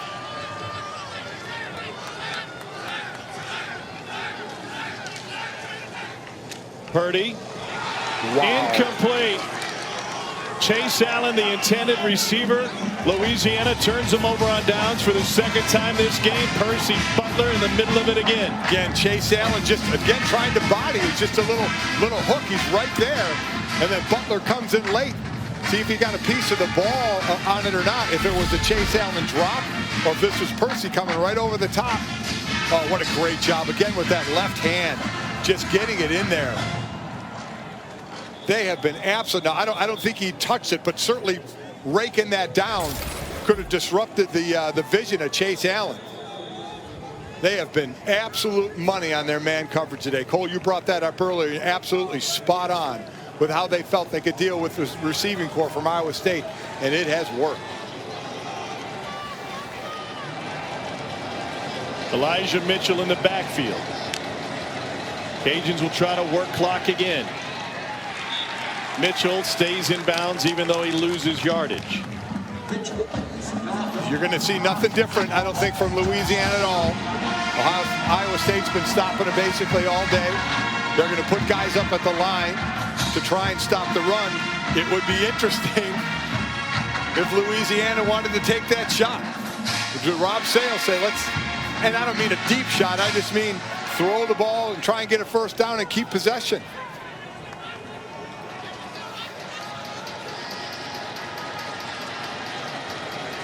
They'll let the play clock get down to 5. Iowa State drops 8. Lewis will take off on his own, and he stumbles to the 48. I think he was looking to do that the whole way. You could just see he started to inch up right away. So here we go. 3rd and 8. Another one of those decisions. You do a little short, safe pass.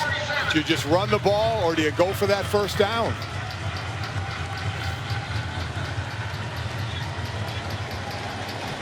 Sitting here, it's very easy to say I'd go for the first down, but I don't have any pads on right now.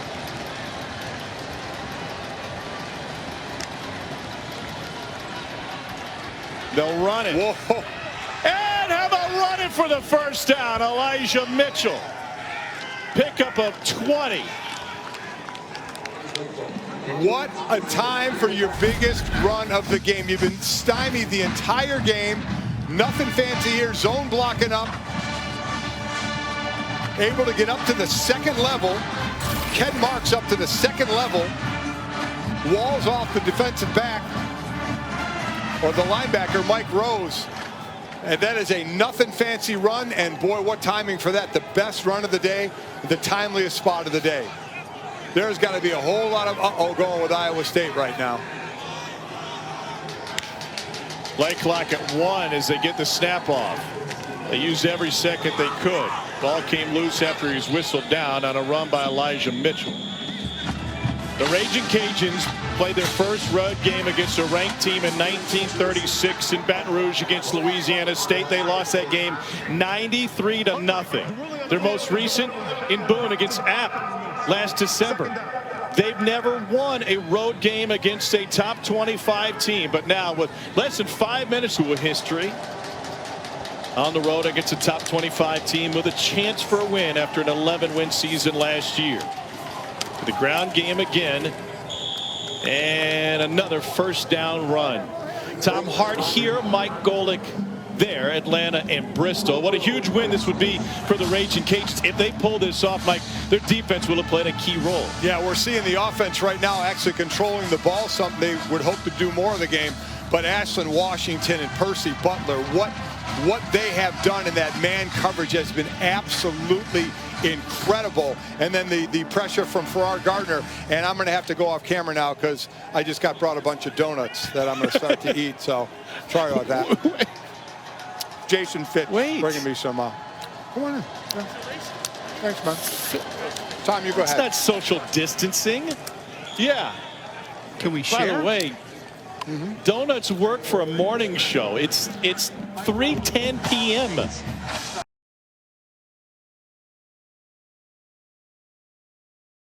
Jason Fitz is in here. Can you send any my way? Wearing his mask? Absolutely not.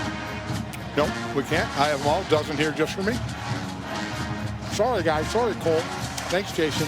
Now get out. Yeah. Oh, boy. It's the first donut delivery. You stayed up all night practicing your ad libs. Football game I can remember. I'll tell you what, that was an unexpected, delightful snack.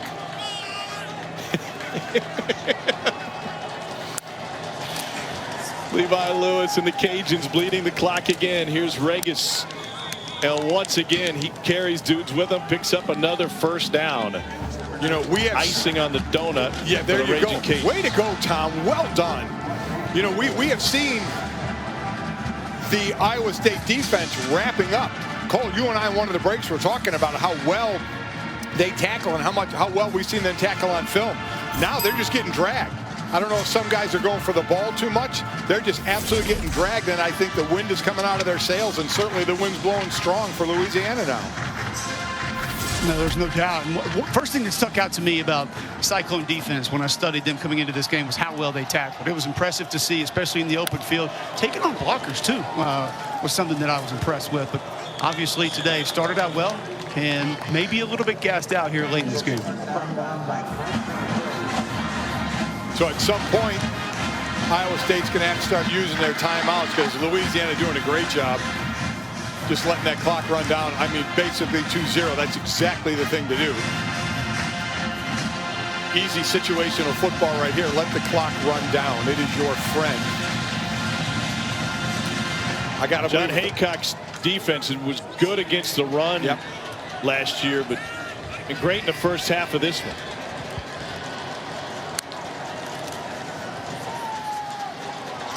Got the corner. It's inside the 5.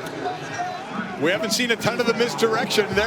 You know, listen, they're hitting. They only have 114, right in that 110 yards rushing, well below their average. But you want to talk about timely rushing right now. First dragging some ball carries, and now with a little misdirection and getting the corner. You see a lot of hands on hips on Iowa State. I really think they can't believe what's going on right now. This will be the 10th play of the drive.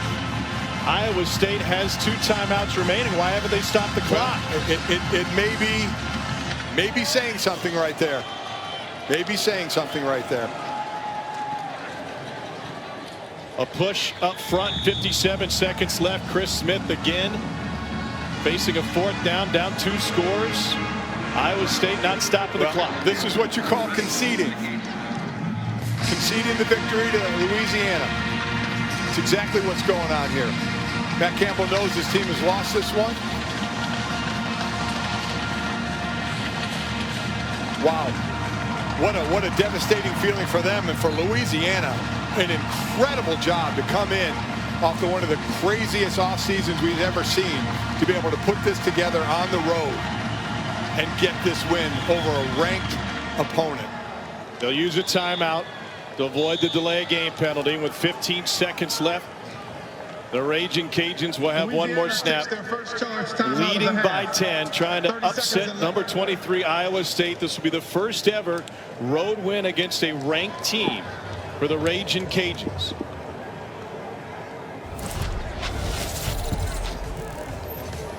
Let's take a look at today's more driven moment, brought to you by Goodyear.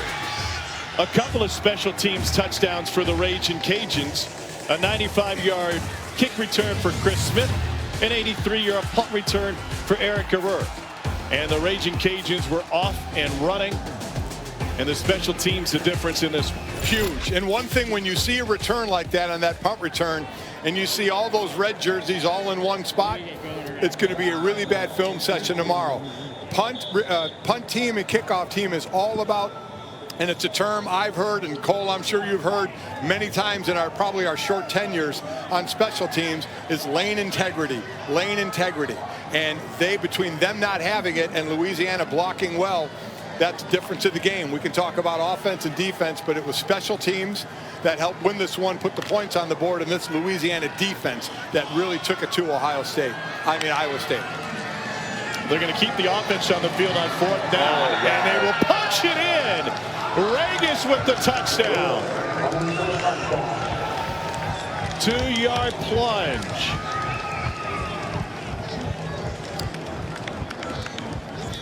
Well, I'm going to tell you, I'll be honest with you, much like the coach conceded the win by not calling timeouts, it certainly seemed that defense, we saw them tackle much better throughout this game against the run on this drive.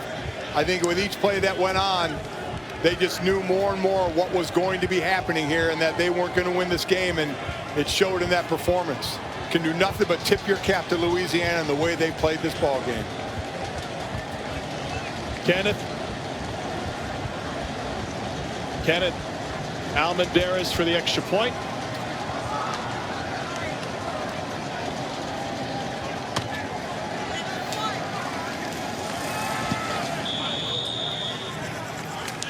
What a performance by the Raging Cajuns from Lafayette.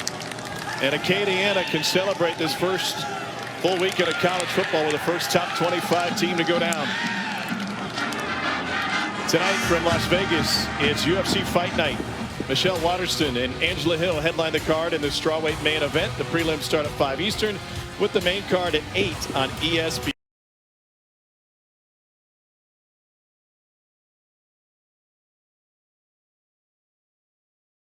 Plus.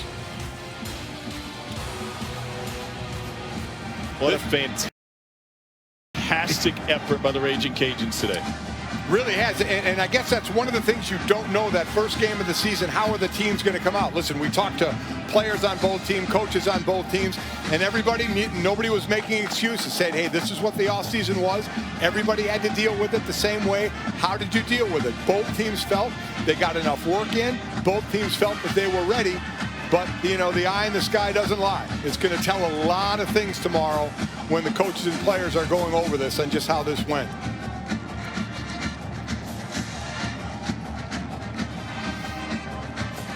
I couldn't be more impressed with the man coverage on Louisiana, on the receivers and the tight ends, the big bodies. Again, they had the athleticism and the quickness to stay on them. But boy, I mean, they were all over them. Great coverages, great pass breakups, and a lot of times when you're that close, sometimes you get caught with that off arm around a guy and get a penalty. They weren't doing any of that. It's great coaching, great execution. Last year, Louisiana won 11 games, double-digit wins at the FBS level for the first time in school history. And they pick up right where they left off. If they're not playing a school named Appalachian State, by the way, the Mountaineers lead by 8 at home against Charlotte late. They're almost unbeatable. Billy Napier said, listen, we'll cross that Appalachian State bridge when we get to it, but we got other things to worry about, and we just need to progress and get better week to week. And you think Matt Campbell's probably thinking the same thing on the Iowa State sideline. A lot of room for improvement for the Cyclones. Boy, a lot of room, without question. And it's amazing how in a win, the Louisiana coaches will be happy for their guys, but it's always amazing how they'll find those down moments, right, Cole? To not let you get too big ahead, even though this is one of the biggest wins in their program history.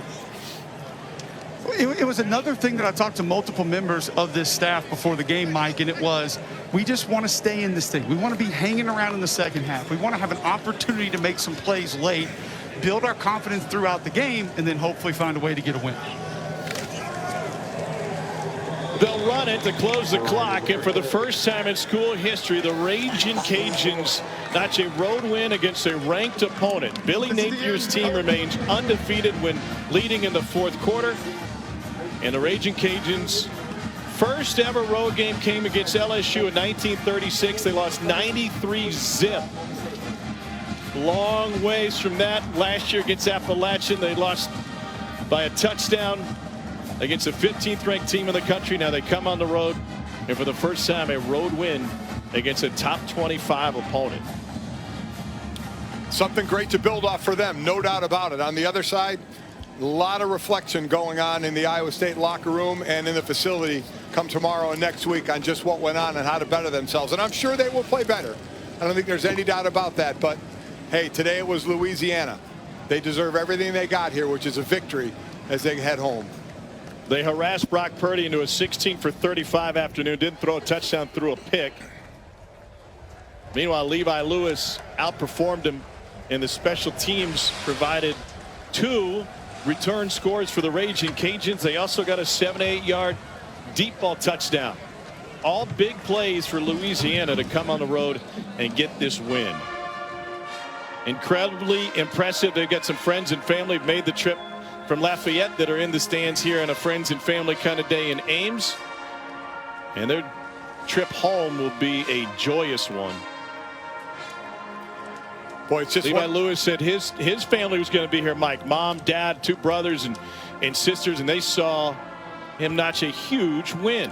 Well, I think that was fantastic, knowing that the visiting team, their family members, some of them can go to that, so they got to witness this as well. But, you know, I'll say it again, and Cole, you understand this, you know, this going through, you know, a training camp and a preseason and getting ready for a game. And a lot of times, especially this year, while you think you're ready, you don't know what to expect because it's been such a different offseason and preseason than you're used to. You're not sure what to expect, and you're not sure how your players are going to react.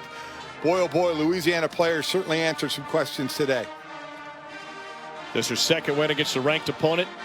Ragin' Cajuns will be in Atlanta next week to take on Georgia State noon on ESPN2. Iowa State's got a bye week, and then they're slated to play in Fort Worth against TCU on September 26th. But TCU has had some COVID test issues, already postponing their game with SMU. So it remains to be seen what's in the future for Iowa State after a week off next week. Billy Napier and his Ragin' Cajuns come on the road to pick up the victory. Cole Kublik went on the road as well. Chance to catch up with the Raging Cajuns head coach.